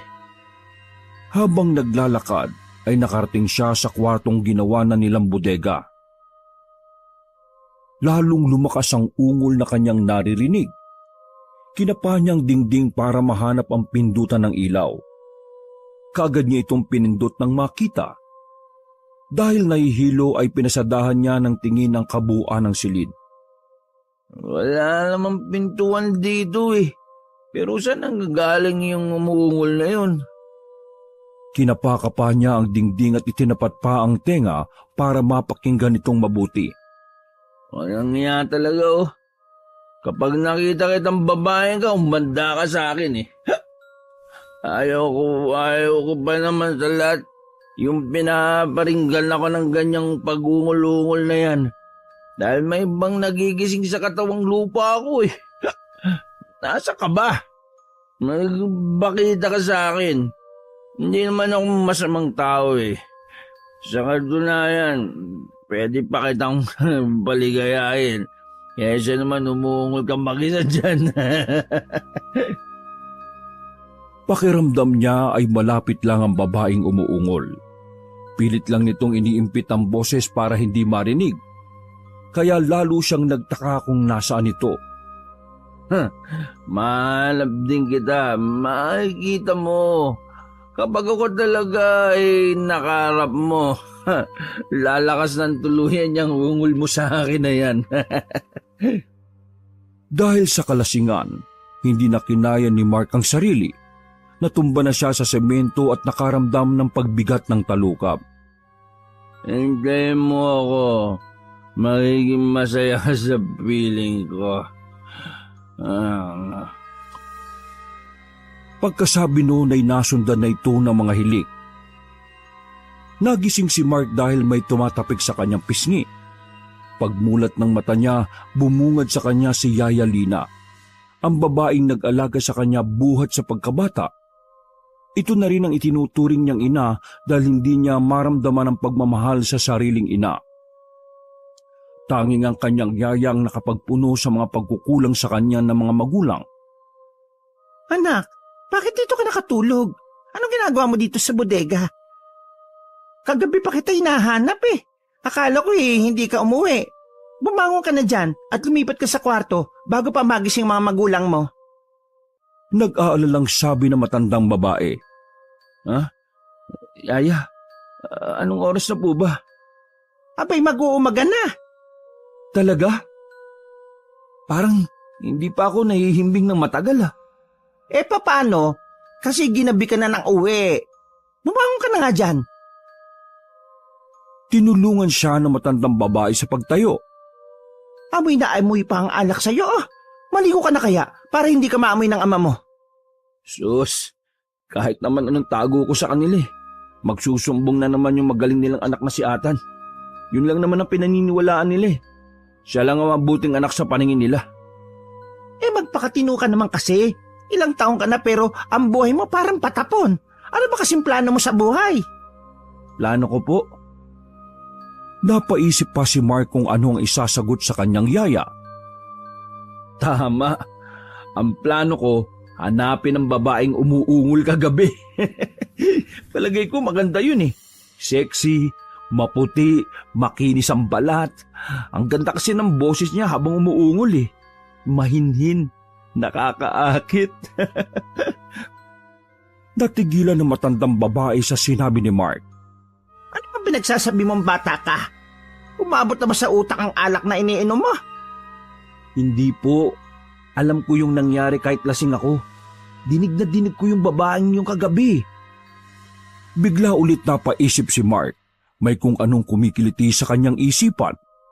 Yaya, si Papa ba nag-uuwi ng babae? Ano bang klaseng tanong yan? Kasi kung hindi sa kanyang babaeng narinig ko kagabi, baka kay Atan. Dito ba natutulog yung jowa niyang si Ellen? Walang babae kagabi. Por Diyos por santo naman bata ka, oh. Kung ano-anong pinag-iisip mo. Maagang natulog ang papa at mama mo. Ang kapatid mo naman, mag-isa lang dun sa kwarto. Nag-out of town si Ellen kaya imposibleng siya ang naririnig mo. Saka, bakit naman may babaeng uungol kagabi? Baka mama mo siguro yon. Kaya tigilan mo ng pag-iisip ng walang kwenta, ha? Pumunta ka na sa banyo at paligo. Hindi si mama yun. Kilala ko boses ni mama kapag umuungol. Parang galit na makina ng motor yun. Saka, maingay siya eh. Panay tawa pa. Iskandalosang masyado. Walang sinabi sa narinig ko kagabi. Kapag nakita ko yung babaeng yun, ay nako, jojowain ko talaga siya. Ay, oo na. Sige na, bahala ka na. Maligo ka muna bago mo jowain. Ikukuha kita ng damit, ha? Dumiretso ka na sa banyo. Ipinagtulakan na siya ng matandang babae papunta sa banyo. Habang naliligo ay panay ang kanta ni Mark. Nagising ang dugo niya ng babaeng narinig niyang umuungol. Para siyang kinikilig sa tuwing naiisip ito. Mula noon, hinabangan na ni Mark ang babae. Hindi na siya umuwi ng lasing. Maaga na rin siyang umuwi. Nagpapalipas siya ng oras sa sala, minsan naman ay pumupunta siya sa bodega kapag tulog na ang mga kasama niya sa bahay. Bakit kaya hindi nagpaparamdam yung babaeng yun? Tanong niya habang nakatambay sa bodega. Pero, bakit ko nga ba kasi hinihintay yun? Baka nga babae ni Papa o kaya kay Atan yun. Pero, bakit dito ko sa bodega naririnig? Bakit hindi sa kwarto nila? Nakabuo siya ng plano. Dapat siguro si Papa ang manmanan ko. Baka nag-uuwi siya ng babae nang hindi alam ni Mama. Ilang araw na niyang minamanmana ng pamilya pero wala siyang nakikitang kakaibang kilos na mga ito. Hanggang sa lumipas pa ang ilang linggo at nawala na sa isip niya ang babae. Subalit isang gabi, hindi niya namamalayang nakatulog siya sa sala habang nanonood ng TV.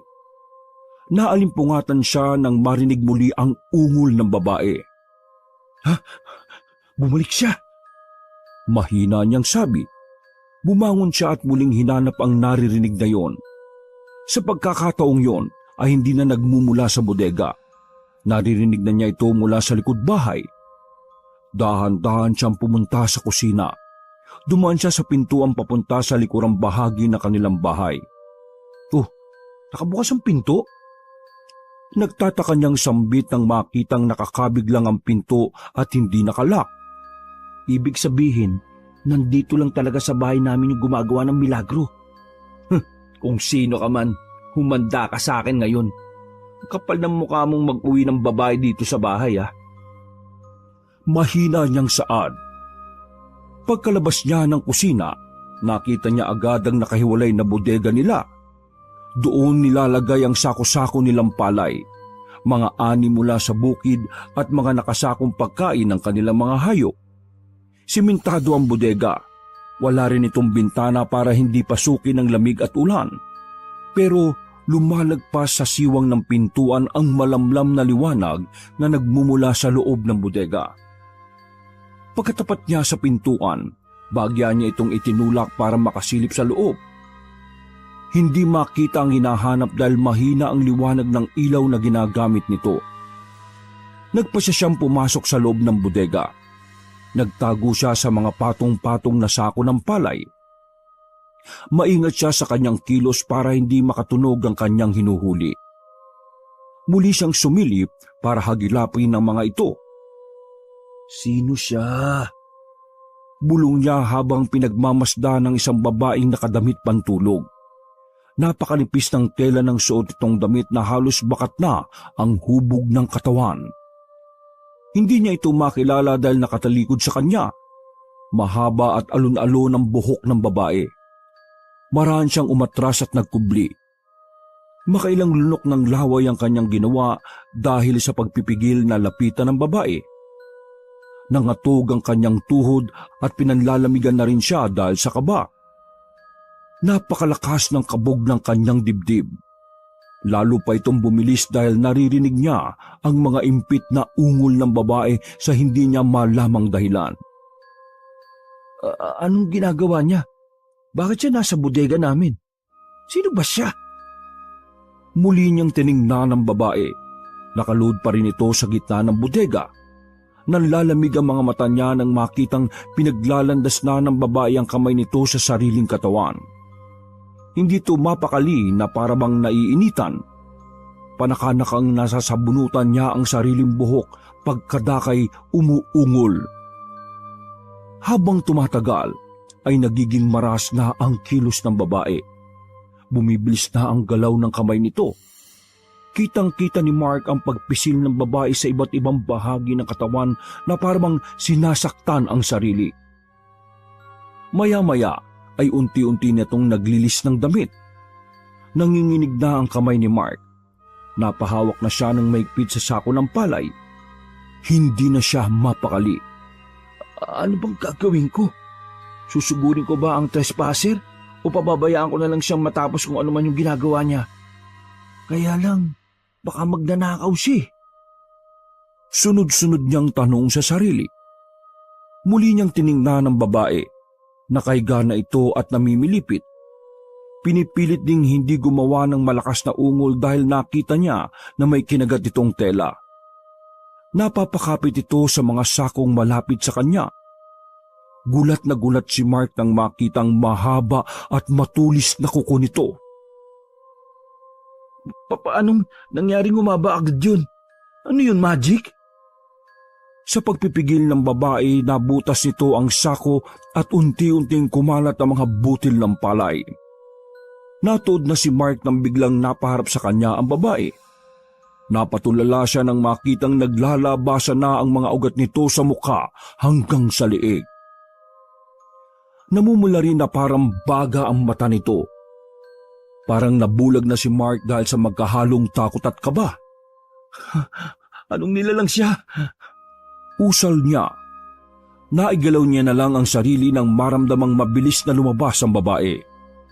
Naramdaman pa niyang humampas sa kanyang mukha ang mahaba nitong buhok. Dumilim na ang loob ng bodega dahil namatay na ang apoy ng nag-iisang kandilang nakasindi. Napatakbo si Mark palabas ng bodega pero hindi na siya makaalis dahil nakasarado na ang pinto mula sa labas. Hindi niya may tulak na parang may nakadaga na mabigat na bagay sa pinto. Nag-hysterical na siya. Nagsimula na siyang magsisisigaw para humingi ng saklolo. Yaya! Yaya Lina! Tulungan mo ako! Mama! Papa! Nakulong ako dito! Tulungan niyo ako! Nandito ako sa bodega! Halos gibain na niya sa pagkalampag ang pinto ng bodega. Maya-maya ay may nagbukas na nito. Mark, bakit ka nandito? Saka bakit ka nagsisigaw? Gulat na tanong ni Yaya Lina habang nag-aalala sa kanyang alaga. Napayakap naman si Mark sa matandang babae at parang batang umiiyak. Inginig ka. Ano bang nangyayari sa iyong bata ka? Mabuti na lang at ako nagising hindi ang ama mo. Kung hindi, mahahagupit ka na naman ng sinturon nun. O di kaya mapuno na naman ng pasaya katawan mo dahil sa suntok at sipa niya. Bakit ba napakapasaway mo? Gigil na sabi ng matanda. Yaya, yung babae, nakita ko na po siya. Sino bang babae? Babae na naman yung sinasabi mo. Yung babaeng umuungol po, nakita ko siya dito sa bodega. Hindi ko alam kung anong ginagawa niya pero nakakatakot siya. Nagliliyab yung mata niya. Tapos, ang haba ng kuko. Sinalat na matanda ang noo at leeg ni Mark. Hindi ka naman ninaapoy ng lagnat. Bakit para kang nagdidelirio? Ay nako, halika na nga sa loob ng bahay. Uminom ka ng tubig para mahimasmasang ka. Inakay siya na matanda papasok sa kusina at inalalayang maupo sa upuan. Kumuha ito ng tubig sa frigider at pinainom siya. Ilang minuto silang nagtinginan bago nagtanong ang matandang babae. Sige, ngayon sabihin mo sa akin, ano bang ginagawa mo sa bodega sa labas? Bakit ba palagi kitang nakikita sa bodega? Yaya, hindi kaya may sumpa yung bodega natin? Ngayon naman, sumpa. Epekto na ba yan nakakaalak mo? Abay, tigil-tigilan mo ang kakainom mo ng alak, ha? Utang na loob, Mark. Niluluto na nitong utak mo. Hinawakan niya ng maigpit ng kamay na matandang babae. Yaya, makinig ka. Hindi ako nasisiraan ng bait. nakita ko talaga yung babae sa bodega. Nagising kasi ako nung marinig ko ulit yung ungol na narinig ko dati. Sinundan ko yun. Kaya nakarating ako sa bodega sa likod bahay. Doon ko nakita yung babaeng yun. Pero mag-isa lang siya. Hindi ko alam ang ginagawa niya doon eh. Basta, nakakatakot siya, Yaya. Para siyang alimaw. Mapula yung mata niya. Lalong nagseryoso ang matanda matapos marinig ang mga sinabi niya. Makinig ka, Mark. Sundin mo ang sasabihin kong ito, ha? Huwag na huwag mong sasabihin kahit kanino mga nakita mo. Lalo na sa magulang mo. Naintindihan mo ba? Natatakot ako baka dalhin kanila sa rehab o kaya sa mental hospital. Paano mo mapapatunayan sa kanila ang mga sinasabi mo ngayon, ha? Napaisip si Mark. Oo nga po. Tama po kayo, Yaya. Sa susunod, kukunan ko po ng video. Ay nako, tumigil ka. Wala nang susunod pa dito. Naintindihan mo? Kung talagang may nakita ka man, huwag mo nang alamin pa ulit. Baka ikapahamak mo pa yan. Ilang minutong katahimikan ang namagitan sa kanilang dalawa bago muling nagsalita ang matanda. Baka sa mukha nito ang pag-aalangan at kalituhan. Sige na, pumasok ka na sa kwarto at matulog ka na. Kalimutan mo na ang mga nangyari. Isipin mong panaginip lang ang lahat. Naintindihan mo ba, ha? Tinanguan na lang niya ang sinabi ng matanda. Sinunod niya ito. Pumunta siya sa sariling silid para matulog. Subalit papasikat na ang araw ay hindi man lang siya dinalaw ng antok. Narinig niyang bumukas ang pinto. Hindi na niya tiningnan kung sino ang pumasok dahil alam niyang si Yaya Lee na lang ito. Pumangon ka na, mag-almusal ka na at pumasok ka na sa trabaho. Pagkasabi niyo ay lumabas na uli ng silid ang matandang babae. Pagbangon sa kama ay dumiretso siya sa banyo. Naligo muna bago pumunta sa kusina. Naabutan niya roon ang pamilya niyang kumakain ng almusal. Kumuha lang siya ng isang pandesal pagkatapos ay nagpaalam na sa magulang na papasok na sa trabaho. Katulad ng dati, tinanguan lang siya ng kanyang magulang. Malimig pa rin ang pakikitungo ng mga ito sa kanya. Hindi makapagtrabaho ng maayos si Mark dahil sa kakaisip ng babaeng nakita niya sa bodega. Nagpaalam na lang siya ng maayos sa kanyang boss na mag-half day na lang sa trabaho. Nagdahilan na lang siyang masama ang pakiramdam para payagan siya nito. Pagdating nila sa bahay, narinig niyang kinakausap ni Yaya Lina ang kanyang ina sa kusina. Lumapit siya para pakinggan ang usapan ng dalawa. Nagpapaalam si Yaya Lina sa kanyang ina para umuwi muna sa probinsya dahil may fiesta raw na gaganapin doon. Bigla siyang nalungkot. Pumunta siya sa kwarto ni Yaya Lina para doon hintayin ang matanda. Gusto niya itong kausapin. Naisip niyang sumama na lang sa matanda kaysa maiwan sa bahay nila na parang hangin na hindi napapansin ng sariling pamilya. Habang hinihintay ni Mark ang matanda sa silid nito, nag-ikot-ikot siya. Isa-isa niyang tiningnan ang mga display sa kwarto na matanda. Nahatak ng kanyang atensyon ang iba't ibang scented candles. Aba, madami na ito ah. Mahilig talaga magkulik si Yaya ng mga kandila. Mukha na tuloy pang ritual yung kwarto niya. Natatawa niyang sabi. Napansin niya ang isang kakaibang kandila. Kulay itim ito na hugis puso. Biglang bumalik sa kanyang alaala ang kandilang nakita niya sa bodega na ginagamit ng babae. Aba, katulad ito ng kandila na ginamit ng babae sa bodega. Bakit may ganito si Yaya? Napaisip na siya. Palabas na siya ng kwarto para puntahan ang bodega. Gusto niyang alamin kung naroon pa ang kandila. Sa paghakbang niya, may natapakan siyang madulas na tela sa sahig. Tiningnan niya ito. Nasa ilalim ng kama ang tela at natapakan niya ang bahaging nakalabas. Dinampot niya ang tela na nakalagay pa sa plastik. Inilahad niya ito at gulat na gulat siya nang malamang gano'n ang suot ng damit ng babaeng nakita niya sa bodega. Ha? Si Yaya ba? Tanong niya sa sarili. Imposible. Magkaiba ang hubog ng kanilang katawan eh. Pati ang buhok nila ay magkaiba rin. Maiksi lang ang buhok ni Yaya at hindi kulot. Imposible. Nakita rin niya sa plastik ang natirang kandilang itim. Lalong lumakas ang kabog ng dibdib niya. Maya-maya ay may nagbukas ng pinto. Sinalubong niya ito ng tingin. Nanlaki ang mata ni Yaya Lina nang makita siyang nasa loob ng kwarto nito. Lalong natigilan ang matanda nang makita nitong hawak niya ang plastik na naglalaman ng damit at kandila. Anong ginagawa mo dito, Mark? Bakit po nasa inyo ito, Yaya? Balik na tanong niya sa matanda. Hinablot na matanda ang plastik sa kanyang kamay. Akin na yan. Itatapon ko na yan. Bakit? Bakit nasa iyo yan? Tiningnan siya na matanda, matalim at pailalim. Nakita ko ito sa bodega. Kinuha ko para itapon. Hindi nito dapat makita ng kung sino. Bakit, Yaya? Sa iyo ba yan? Ginawa ko ito para sa iyo, Mark. Anong kinalaman niyo dyan, Yaya?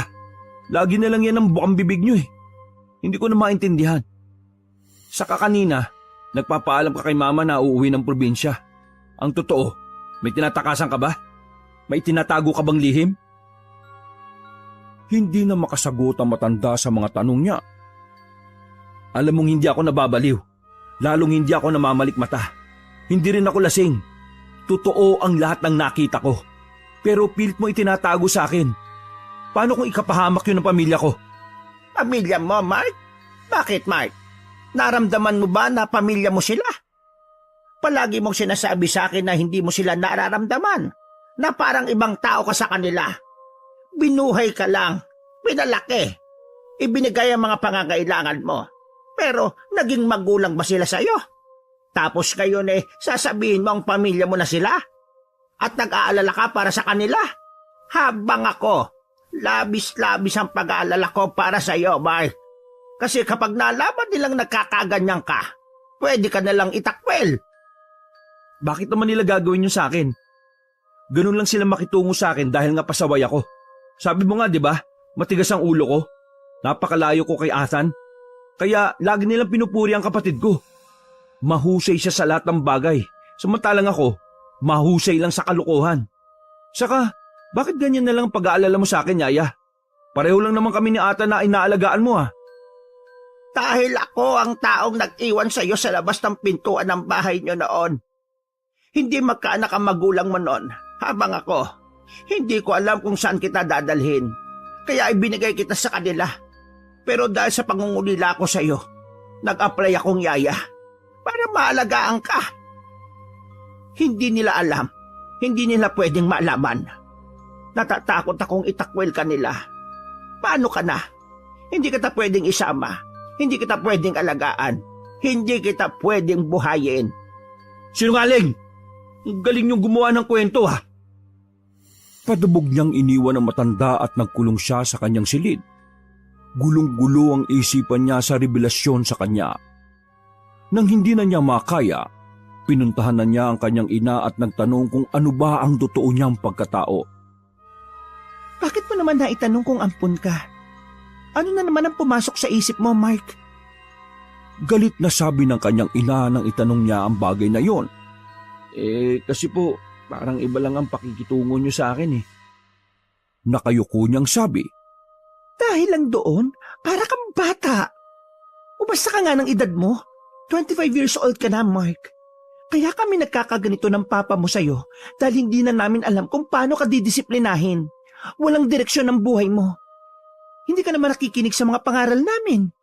Lagi ka pang tinatanggal sa trabaho. Puro ka alak. Anong gagawin namin sa'yo, ha? Sabihin mo nga. Kung sino man na nagsulsul sa'yo na ampun ka, mamatay na siya. Galit na sabi ng kanyang ina. Napayakap siya sa ina at umiyak. Sorry ma, ayusin ko na po yung buhay ko. Mabuti naman kung ganon. Malalim na ang gabi at hindi makatulog si Mark. Nakangiti siya habang nakatitig sa kisame.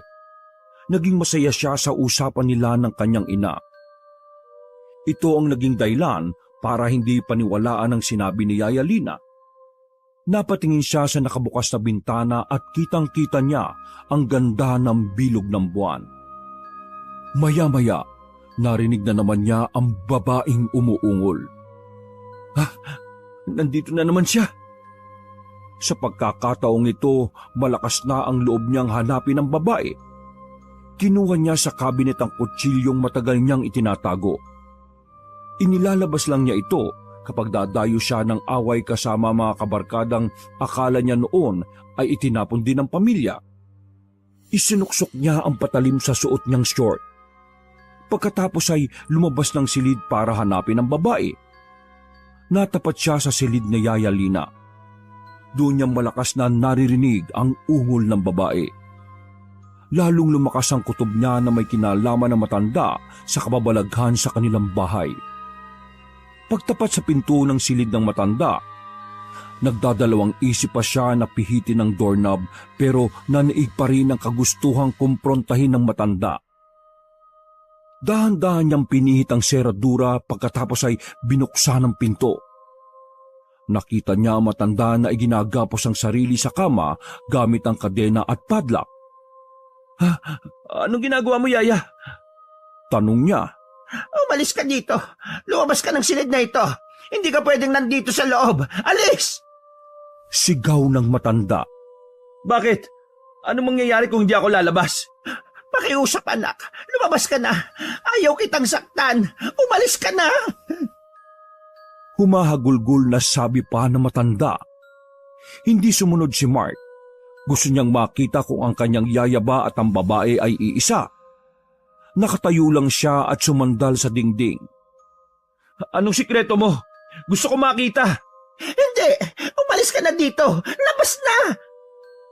Paulit-ulit na sigaw ng matanda hanggang sa nag-iba na ang boses nito. Gumuralgal at lumaki.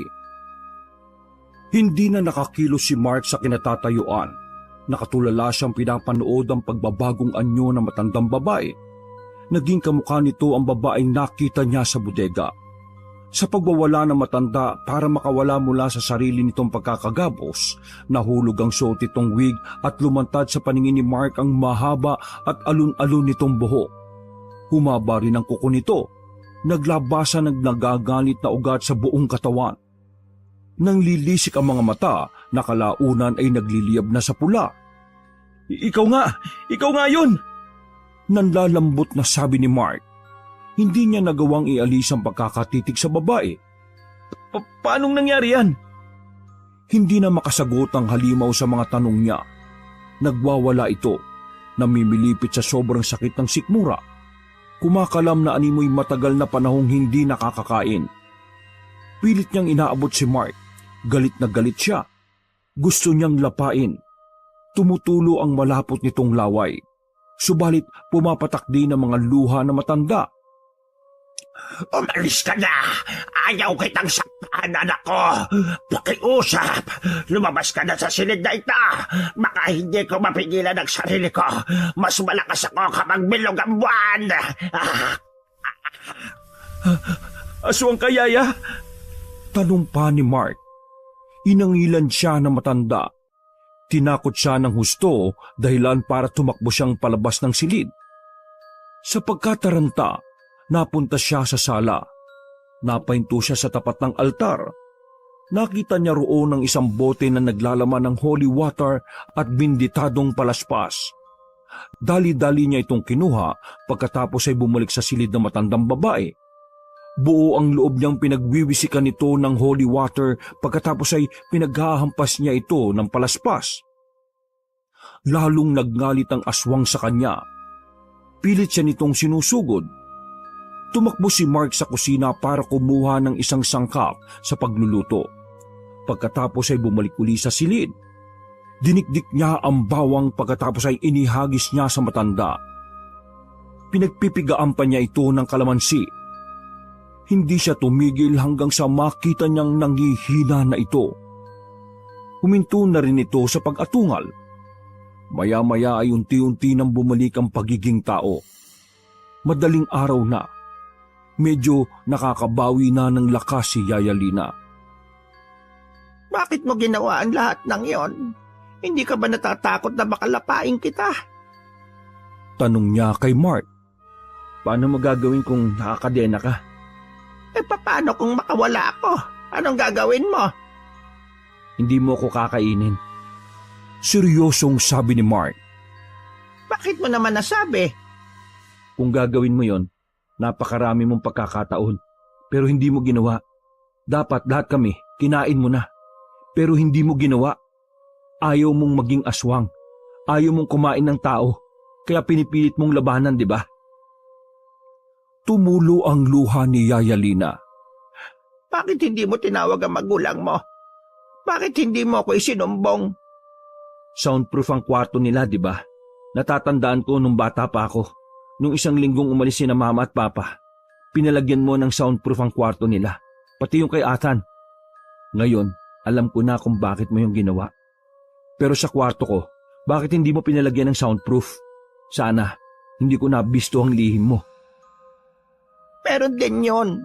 Kaya lang, malakas talaga ang pandinig mo. Namana mo yun sa akin. Hindi tayo magkalahi. Huwag mong ipilit ang sinasabi mong ikaw ang mama ko. Kinausap ko na si mama tungkol doon. Hindi raw yun totoo. Ibig sabihin, itinuturing ka nilang anak nila kahit hindi ka sa kanya nang galing. Napanatag na ang loob ko. Ayos ka na. Pwede na kitang iwan. Ngayon alam mo na ang sikreto ko. Hindi na tayo dapat pang magkasama. Uuwi na ako sa probinsya. Ayokong manahin mo ang paghihirap kong ito. Salamat sa lahat. Sige na, matulog ka na. Hindi na nagsalita pa si Mark. Iniwan na lang niya ang matanda sa silid. Bumalik na siya sa kanyang kwarto at doon nagpalipas ng oras. Hindi niya namamalayang nakatulog din siya. Nang magising, nalaman niyang nakaalis na si Yaya Lina. Nakaramdam siya ng kurot sa puso. Pero alam niyang yon ang pinakamabuting paraan para lahat sila ay maging ligtas sa isa't isa. Mahigit 1 buwan nang mawala si Yaya Lina nang muling pasukin ni Mark ang silid nito.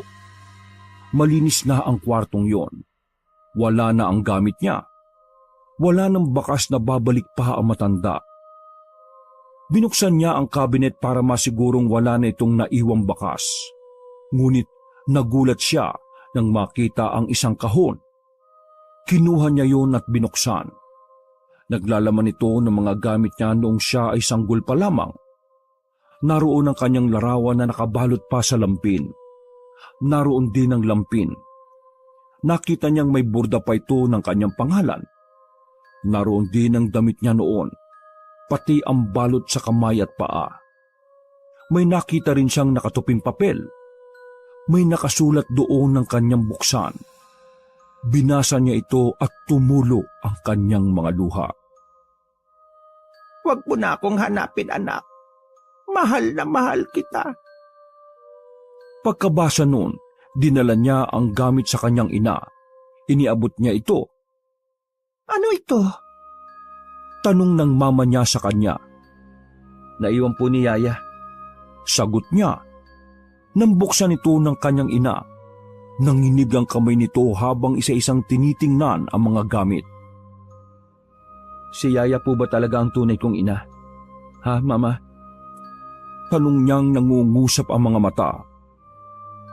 Ito ang kahon na pinaglagyan sa iyo nung makita ka namin ng papa mo sa labas ng pintuan. Itinabi pa pala niya.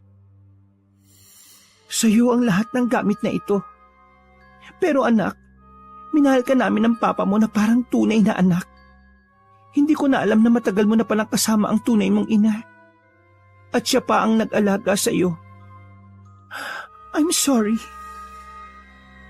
Niyakap siya ng babaeng umampun sa kanya. Iyan ang unang pagkakataon na naramdaman niya ang mainit nitong yakap. Gusto mo ba siyang sundan? Umiling siya. Bakit? Ipinakita niya ang liham na naiwan sa kanya. Binasa yun ng kanyang ina. Pero anak, ikaw pa rin naman ang magdidesisyon kung susundan mo siya o hindi. Hindi ako tututol. Maiintindihan ko. Nandito lang naman kami. Hindi kami aalis dito. Hindi na po, Ma. Alam kong yun na ang desisyon niya. Sabi niya sa akin, kaya ko na raw ang buhay ko. Hindi na ako magpapasaway. Naiintindihan ni Mark ang totoong dahilan kung bakit siya iniwan ng kanyang ina. Inirespeto niya yon dahil alam niyang para yun sa kanyang kapakanan. Bilang ganti sa lahat ng sakripisyo nito, inayos na niya ang kanyang buhay. Hindi man niya mahigitan ng tagumpay ng nakilala niyang kapatid na si Athan, masaya na rin siya dahil ang buhay niya ay nasa tamang landas na ngayon. Wakas! Ako ang inyong Lolo Pael at ito ang aking